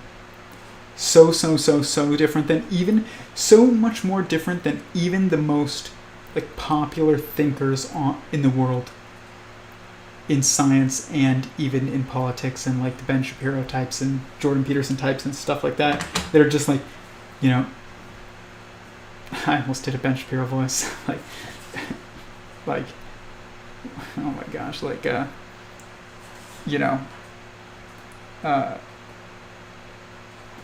don't you know that like we're not going to starve in our time frame or something like that, whatever it is that he would claim makes this time greater than any other time. And this time, in some ways, is greater than any other time, but it's also way more confusing than any other time. Way more. Like, our gender dynamics are so screwed up, and it's really destroying our ability to make sense of the world. It's not just about, like, gender dynamics. Remember, your environment is your mind. You scramble your environment, you will scramble your mind. Unless you're able to see past the scrambling and, like, see the objective structure. You can still seek it and find and build communities that are perfectly grounded in sense. Or not, as grounded as humans can be in sense. But it does mean sacrificing the hedonistic incentives over time, at least. That's a journey, though, that we're all on. I'd like to transcend into some more than being human. Will that be better? Who knows? You will. You will. I mean, you definitely will. But, your cell is not just a cell. It's part of a human being. You will not just be a human. You will be part of, the child of, the most direct child of God that exists. But right now you're already part of something that's beyond human. You are part of God. There's nothing more satisfying than the awareness of that, and fulfilling. Humans underestimate their psychological shadow, though. You're opening the gate to hell alongside heaven. Yeah, I know. Like, it's a superposition. But eventually, God... hell is a temporary state. And heaven is eternal. That's what I'll say. I agree. Who are the devs? I think it's human-made dev, aka religion. That's my belief. But I love to know what creates the algorithm. DNA is too crazy for there not to be a created system. DNA is the objective shape of the universe as well. Blockchain is just the double helix, but digitized. Blockchain is the DNA double helix of Skynet. Two negatives consume the same positive infinity. What do you think about time? Is it another dimension? Space-time, force of gravity, speed combined. Oh my gosh. Time and space are two perspectives of one thing that is space-time. Okay, we don't have much time, so I'm going to show you where to look for that question, and then you can message me privately or we can bring it up tomorrow, because that's actually like a lot, and I have gone over it before, but I'm going to go over things multiple times, including that. So the best video that you can watch on my channel is called Space-Time and the Observerse, or the Observerse in Space-Time. This is what you should watch. Each side of this has and it explains the... I've always loved sci-fi. That's nice, dude. And the idea of being right on the edge of discovery. Cosmologists don't actually know why the early universe... Oh my gosh, Sean Carroll, why have you invaded my channel? It's payback. It's payback for my, my God is a good theory. When you have a mustache and you take a drink, it's in a bag. So this video is about all events and how they take place in the interaction between a consciousness that between two consciousnesses. One is inside the other. As you look out, you have four perspectives, and those four perspectives are one extrinsic constraint. If you were like us looking out, we have one extrinsic constraint, and that is time. That means we have no control over it; it just flows by us, but we're subject to it. We have one intrinsic constraint, which is the current location, and your 2 degrees of freedom in space are forwards towards where you want to go and backwards towards where you already were. And basically, like, I described this structure in here, which is what I think is essentially the 14-dimensional observerse that Eric Weinstein has named, but if it's not his 14-dimensional observerse, it's actually more fundamental than his 14-dimensional observerse, and that this blue represents the universe, essentially, and then this red represents us. So when we are inside looking out, we see space-time, but we maneuver in space and we are constrained by time. And then the universe looking in on us sees that it is able to maneuver in space, in time. It literally like changes how the past and future interact. And then its intrinsic constraint is the present moment. So right here. And our current location are matched up. And then you can go, the universe maneuvers to past moment or possible future moment. We maneuver to possible new location or previous location.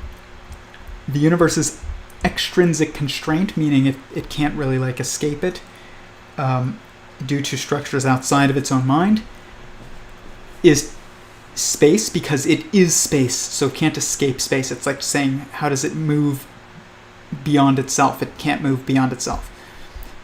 Just like time is, we can't move, in time. It can't move in space. It maneuvers in time and we maneuver in space, but it's really one fluid in between us, essentially. And this video talks about basically how this is basically space-time, and you're a guppy inside this bucket of spinning water, and it looks like time is flowing by you, but it's really spinning in a vortex. And the direction of the spin is what's causing the directionality of time. And like, imagine you're a guppy right here. It looks like it's just flowing by you like a river, but it's not. It's spinning. And it spins faster than you can swim, which is why you can't go backwards in time. And because you can kind of ride it if you go fast forwards, just like you ride a wave at the beach and it makes you go faster. That's why when you go fast, really fast, it kind of makes you go forwards in time. We're in a fluid, but the particles of the fluid of space-time are consciousnesses, and every consciousness, from hadrons to human beings. It's not just one type of consciousness. Instead of water molecules in water, space-time is consciousness molecules. But basically, this video explains space and time, and it contextualizes it in this structure right here, which is the Observerse, which I posted today on my Instagram. You can study it. We can go over it later this week. If you have more questions on it, definitely bring it up, but it will take too long to go in depth, and I want to get to other people's questions. But it's a great question. I think there's two types of tech, though. Throughout our ancestors' body, each other on the daily, they experience the same thoughts we do.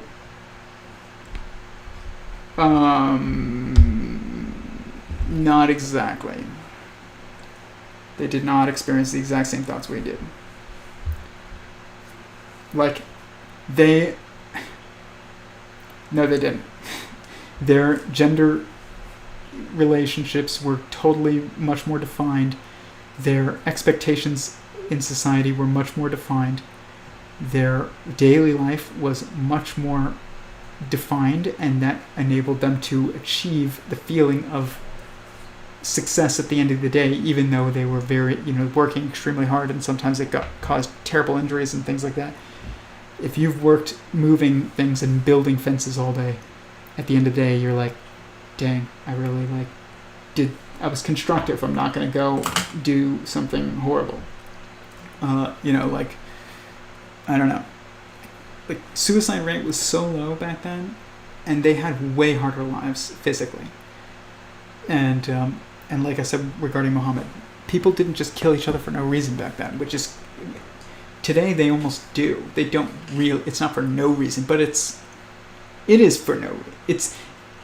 It's for irrelevant reasons. Like killing people that you don't know, you're like, what? That's random killing.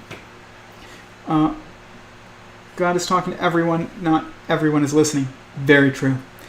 If you don't see God talking to you in your life, you are not looking for the right communication. I'm a pastor's son and have tried so hard to build a relationship with God. I didn't knock on his door, I broke it down, but there was nobody inside. For 16 years, nothing. Should look up my video on my channel called God is an Irrational Number. And it kind of like illustrates how I first started to think about God. I would recommend that for you. Isaac. I was an atheist until 24 years old. I mocked my rabbi as a kid and then never went back. Our bodies are poisoned, yes they are. But then I learned what I was and what I came from and how religion came to be, and then I understood, okay, good, so you don't need my videos. You should still watch it, it's a good one. It was literally just for the government to make money. No, got way out of hand and give people hope, but this probably isn't the place to be talking about this. I'm not an atheist, though. Organized religion is different. The manifestation of organized religion is different than God. God is absolutely real and true. And religion came from the interpretation of Scripture. Some of that interpretation is wrong. Some of that interpretation is corrupt. Some of it is true. I'm not a fan of even the word religion, but I do believe that the Quran and the New Testament, Old Testament are all legitimate scriptures, with the Torah being special because it's a mathematical matrix of existence. The more you dig into it, the more you can see that. It's literally it wasn't just for the government, but the government used it and uses it, just like the government uses atheism right now. Atheism is a religion right now. Like science is a religion, and that's a shame because it's an anti-God religion, and anything that's anti-God will be destroyed because it's anti-truth. Doesn't mean anti-religion, it means anti-God. It's different. I just don't believe God is what the other people say. I acknowledge the system and DNA. I also see all the faults in every single religion. Good. Every single narrative of every single faith tradition has faults. But you should watch my video on my channel, Theory of Every0ne with Tyler Goldstein. It's called God is an Irrational Number. And it talks about the mathematical and scientific and logical aspects of God. What is God? Sentient existence. I don't get into scripture or anything like that.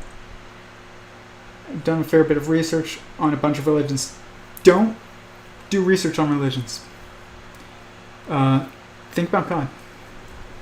Then once you find God and you really internalize and resonate with God, then see where that takes you. But don't look to religion to find God. Look for God to find God. You need to be quiet. I'm sorry offending anyone. You're not offending anybody. This is the place to bring it. If you want to send me private messages, go right ahead. We are, open to, discussion. Yeah, offend away. Just be kind, but say what you think is true, and don't worry about offending us as long as you're saying it kind and you're being honest. We're not mad. Well, so far Christianity is so immoral, it's sickening. I've read the Bible 3 times, though. It never fails to get me angry. Innocent people that God's people killed, all the racism and all. Humanity is flawed, and that's part of that everybody knows that, including God, and the Bible's filled with flawed people who did horrible things, because that's what people do. It's not about a perfect people, because those people don't exist.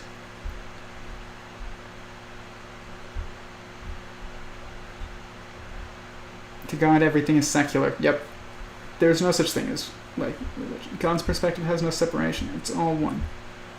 This is the religion I can get behind. Watch God as an irrational number, but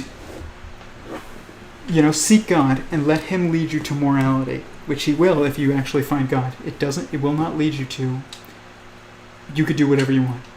Like eventually, if you truly find God, God will lead you to growth, and growth requires certain moral responsibilities. To bring it back to our original topic of growth. Everything is and always has been and always will be God. Always has been and always will be. Reincarnation stuff, this isn't life an illusion as well. Life is not an illusion. If you're real, it's real.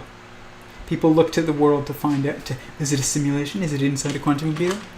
This is stupid questions of whether or not, of how to decide whether or not the world is real. If you want to know if the world is real, ask yourself, am I real? And then ask yourself, are the people around me real? If the answer to both those questions is yes, the world is real. Life is very real. Greetings, join, peace and bless. Hermeticism is very accurate in describing the laws of philosophy. It's very accurate, but doesn't talk about the four primary perspectives, which is the center starting foundation. But if we did, then whatever goals we set achieve, it's just a trip anyway. I'm trying to think.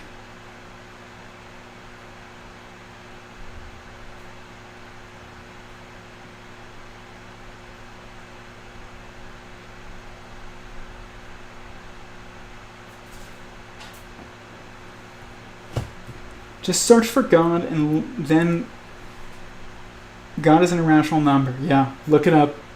You'll like it. And search for God. Don't search for religion. Let God lead you to whatever traditions help you make sense of your world. And but first, find God. Religion without God is just a cult.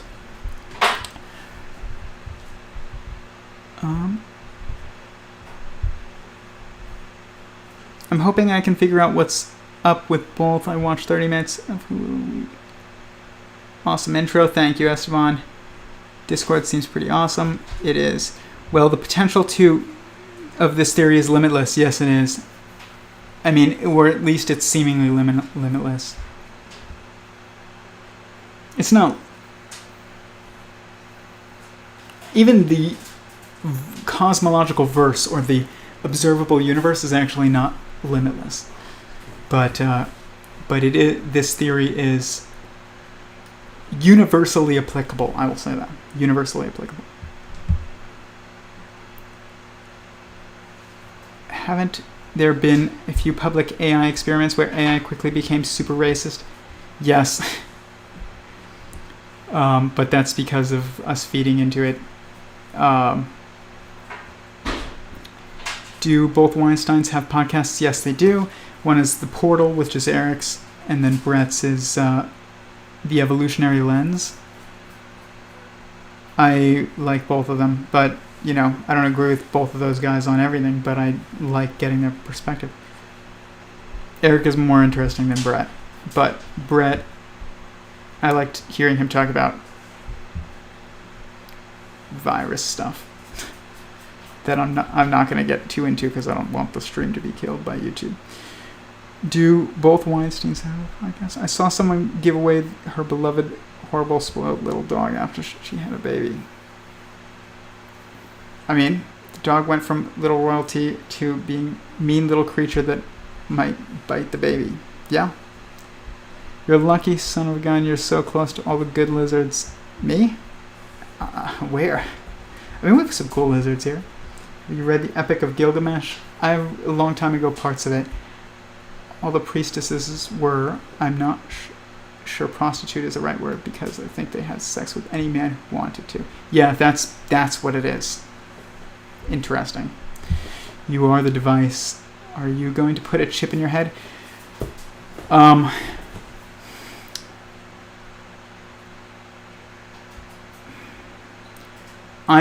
I believe that putting a chip in your head is the mark of the beast, but I also think that we've been this is a progression. So like the barcode and your cell phone and the credit card and social security number, all these things are leading up to the mark of the beast. But I will put a chip in my head if I think that I need to, for the sake of not me, but for the sake of God.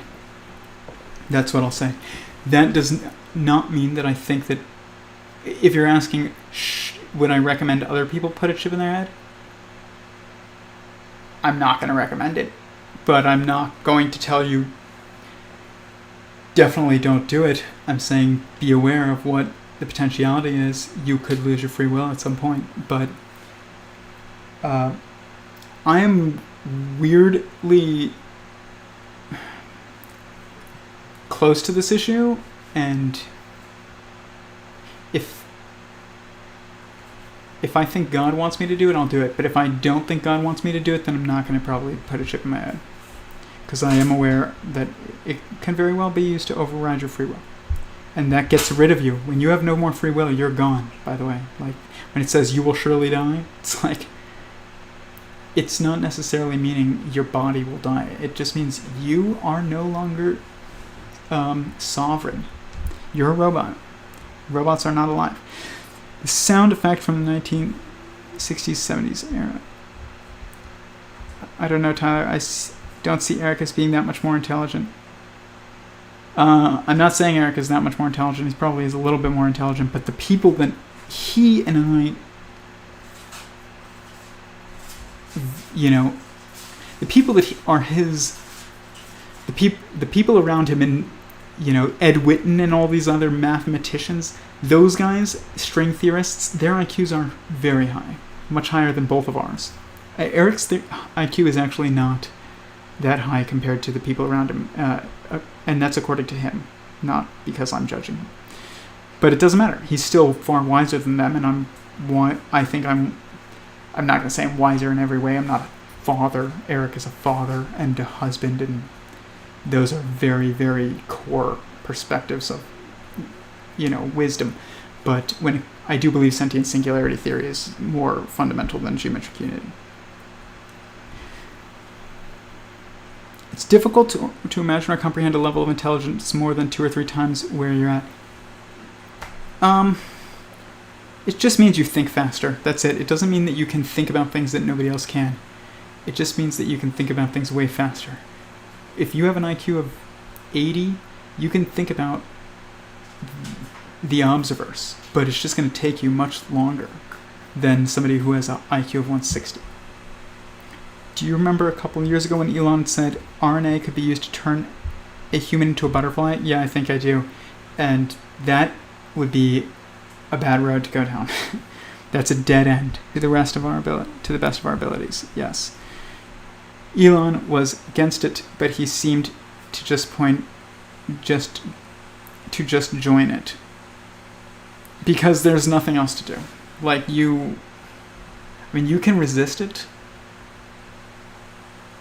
Everybody's on their own path. I'm not going to judge Elon Musk, but there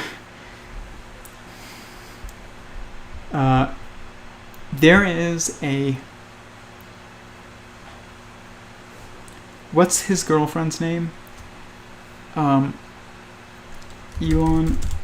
let me show you this. Elon Musk girlfriend AI song. This will creep you out. We appreciate power. You should listen to this. But it says this. This song by Elon Musk's basically wife. It says, we appreciate power, we appreciate power, we appreciate power, power. What will it take to make you capitulate? We appreciate power, we appreciate power. Elevate the human race, putting makeup on my face, we appreciate power, we appreciate power, power. Simulation, give me something good, God's creation so misunderstood. Pray the divinity, the keeper of the key, one day everyone will believe. What will it take to make you capitulate? We appreciate power, we appreciate power. When will the state agree to cooperate? We appreciate power, we appreciate power, power. People like to say that we're insane, but AI will reward us when it rains. Pledge allegiance to the world's most powerful computer. Simulation, it's the future. What will it take to make you capitulate? We appreciate power, we appreciate power. Elevate the human race, putting makeup on my face. And if you long to never die, baby plug in, upload your mind, come on, you're not even alive. If you're not backed up on a drive, and if you long to never die, baby plug in, upload your mind, come on, you're not even alive. If you're not backed up on a drive, what will it take to make you capitulate? Neanderthal to human being, evolution kill the gene, biology is superficial, intelligence is artificial.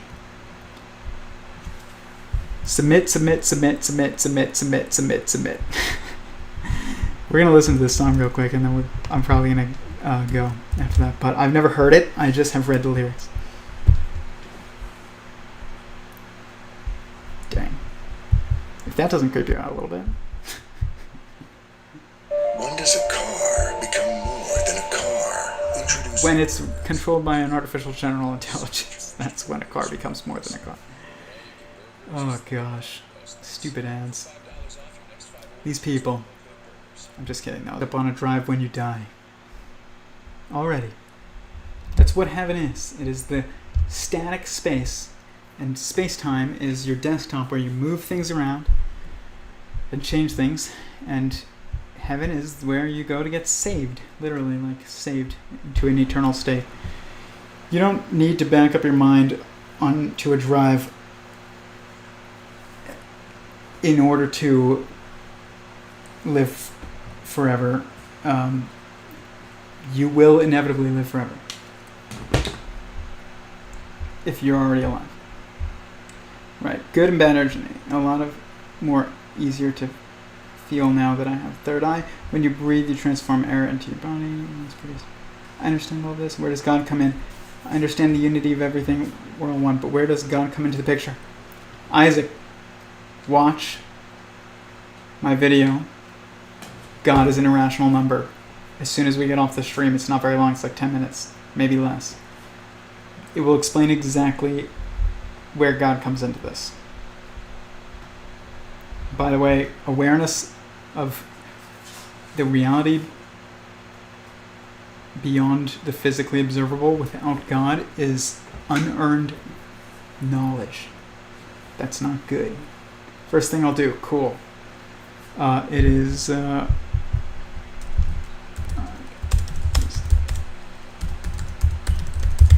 number. For those of you who are interested ever.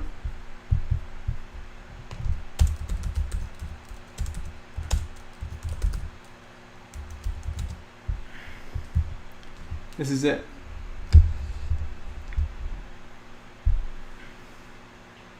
I uploaded this video years ago. It was the second video I ever made, but I accidentally deleted my old YouTube channel where it had like way more engagement. But this white blood cell, he walks up to. I'll just say this. I want you to imagine for a second a white blood cell.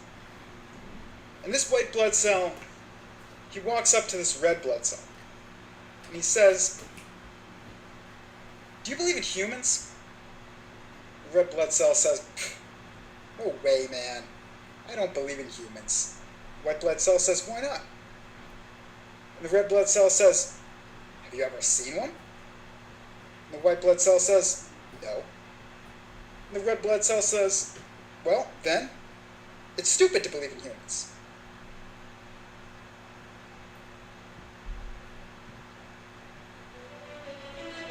Old school intro, guys.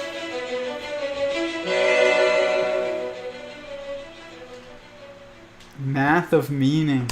Gosh, that was old. There were only 2 episodes of Math of Meaning, then it switched to Logos of Logic. And now it's the Theory of Everyone. I'm not going to spoil it. That's it. That's just the intro. But just so you know, you're watching the right one. Yeah, it's a great video for everybody. Let me finish the questions on YouTube and then I'll get out of here. always have to be careful of Sam Harris. Extreme narcissism is dangerous, and he is just smart enough to be dangerous as well. Sam Harris is just a chicken with his head cut off. He's just eloquent enough and calm enough and also concerned enough to be seen as somebody with like legitimate concerns. And I just don't think that he has... I've never seen somebody freak out over Donald Trump so irrationally in my life, whether you like him or not. It doesn't even matter what your opinion is of Donald Trump. Sam Harris had no rationality politically for 4 years. And his perspective on AI is false. Or it's just so limited. His perspective on God is wrong. I don't know what... He's more open-minded than most leftists are about firearms. I appreciate that. He's more knowledgeable on them. I appreciate that. But other than that, and I used to like Sam Harris, I just don't see the value of like his political or input. He did get me to think about what would be the objective definition of human flourishing, though, and I came up with a four-fold definition, which eventually we will discuss. Because he talks about, we need to maximize human flourishing. It's like, but he doesn't define really what that is. I defined it, and of course, it's fourfold, just like everything else objective. Spelling is magic. Yeah, it's spells. But everything is magic. It's just... It's either everything is magic or nothing's magic. That's the reality. I don't really like the word magic. But true, like, magic, like with K or whatever, like that type of magic, that is just using the way in which the universe functions to achieve your will. And I don't really agree with that. God will give you what you should have. And like, any time that you go and you try and get your personal will via the manipulation of, the laws of the universe, it's going to cost you. It's like, sell it. That's why you're like selling your soul comes from. Avoid that. Totally not worth it. Like fame, fame is a horrible thing. I do think I'm going to be really well known. I don't like the word famous because what's the line of famous, but I do think I'm going to be like pretty well known. But I'm not actually excited about it at all. I'm dreading it completely. But I just feel an obligation to bring this theory to the world. But if I could just be like, financially comfortable with me and my family and my reptiles on a piece of land and some goats and chickens, I'd be like super happy if nobody knew who I was. But I just think it's inevitable. Fame is not good. I had a roommate that just all he wanted to do was be a rapper, but he wanted to be famous. And he was actually a pretty good rapper, but it wasn't just about the rap for him, it was about the fame. Like, I never understood that. Like, what? I mean, I get it objectively, but like, anybody who wants fame hasn't thought long enough about it. Like, wealth can get you everything that fame can get you that's positive without the negatives of fame. Like, fame is... there's just nothing good about fame. I just don't think there's anything good about fame. Sometimes it can be monetarily helpful, but like, it's not... It doesn't have to be.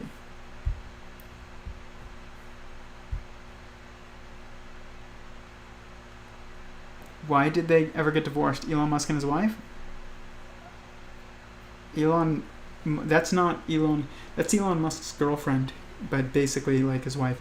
His original wife, they got divorced. I don't know why. Then his next wife, they got divorced, and then they got back together, and then I think they got divorced again, or they got separated again. Tallulah Riley. But Grimes, he's still with her, and she just had his child, which is his 7th child, I think.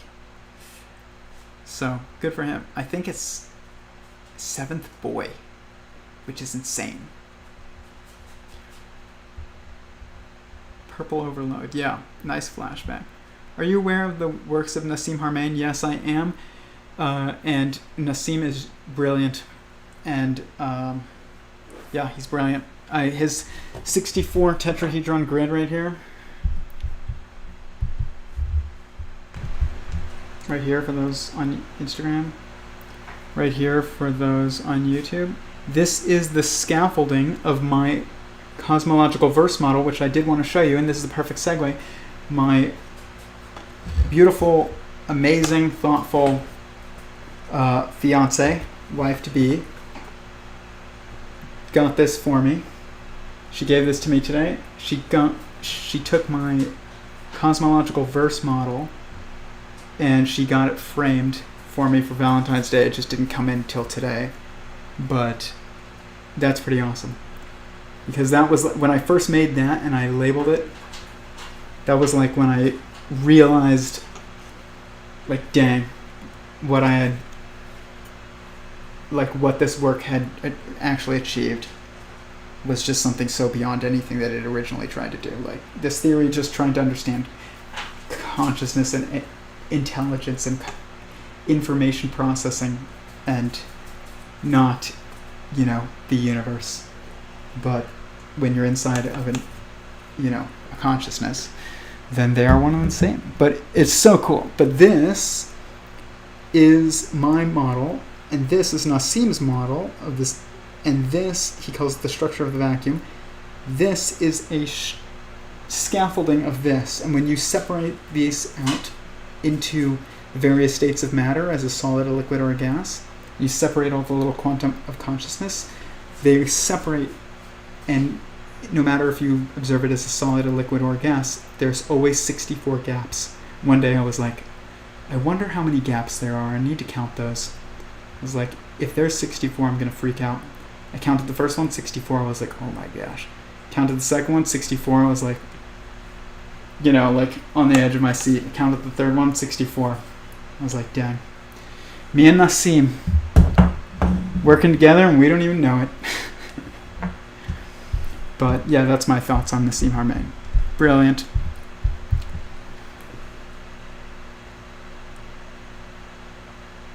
Yeah, it is like very similar to kites, like towers packed with poor people. Exactly, like that's exactly what we're trying to avoid. But we won't. But there will be. I will talk about flourishing. There's 4 aspects to it, and it has to do with growth. And other things. Bill Murray once said something like, don't try and be famous when what you really want is just to be rich. Exactly. That's brilliant. I've never heard that, but Bill Murray's a genius. Or that is genius. I've seen very few old photos of kites that look like that. Beautiful gift. I also want one. Well, I will be sharing the files for it eventually, and I will teach you in the Discord if you register in the Discord, which I think you already are, Esteban, if I saw you in there. I will teach you how to make it. Okay. Dear human, you are God with amnesia. Yes. Dear blood cell, you are human with amnesia. Yes. Well, much love to every single one of you. Thank you for helping me learn more about myself. Seriously appreciate it. If you're gonna go watch that video now. Awesome. Take care, Isaac. Hope to see you again. A fragment of the whole. We are God, aren't we? We're part of Him. Yes, we are part of God. Just like your cells are part of you. We are the cells of God. Kind of like what the Bible says. Exactly like what the Bible says, Isaac. I think I'm starting to get it. I think you are starting to get it. Go watch that video, though. I'm going to get off. I really appreciate everybody here. We didn't get as much into growth as I was expecting, but it was still a great stream, and this was awesome. So have a good one, and I will see you all again tomorrow at 7 p.m. And if you're not logged into the Discord or joined into the Discord, the link is in my Instagram bio. Definitely join the Discord. Also, if you have the ability to support this project on Patreon, link is in the description below, on YouTube, and at Sentient Singularity Theory or sentientsingularity.com/support. You can see my Patreon page. I will also be eventually including private sessions for people. We're working on merch, and I will share in the Discord. If you want to help me come up with ideas, I have a couple, but like if you want to help me contribute to that, join the Discord. We can talk about merch. And then, if you want to clip any of these clips, put them up, make a Theory of Everyone clips channel, whatever. That would be awesome. Let me know if you did it, and I will include you on the Patreon list, even if you are not monetarily contributing. That would be awesome. And subscribe to my email list at sentientsingularity.com at the bottom of the homepage, because they are going to censor us. It is inevitable. Thank you all. I will see you tomorrow. Peace.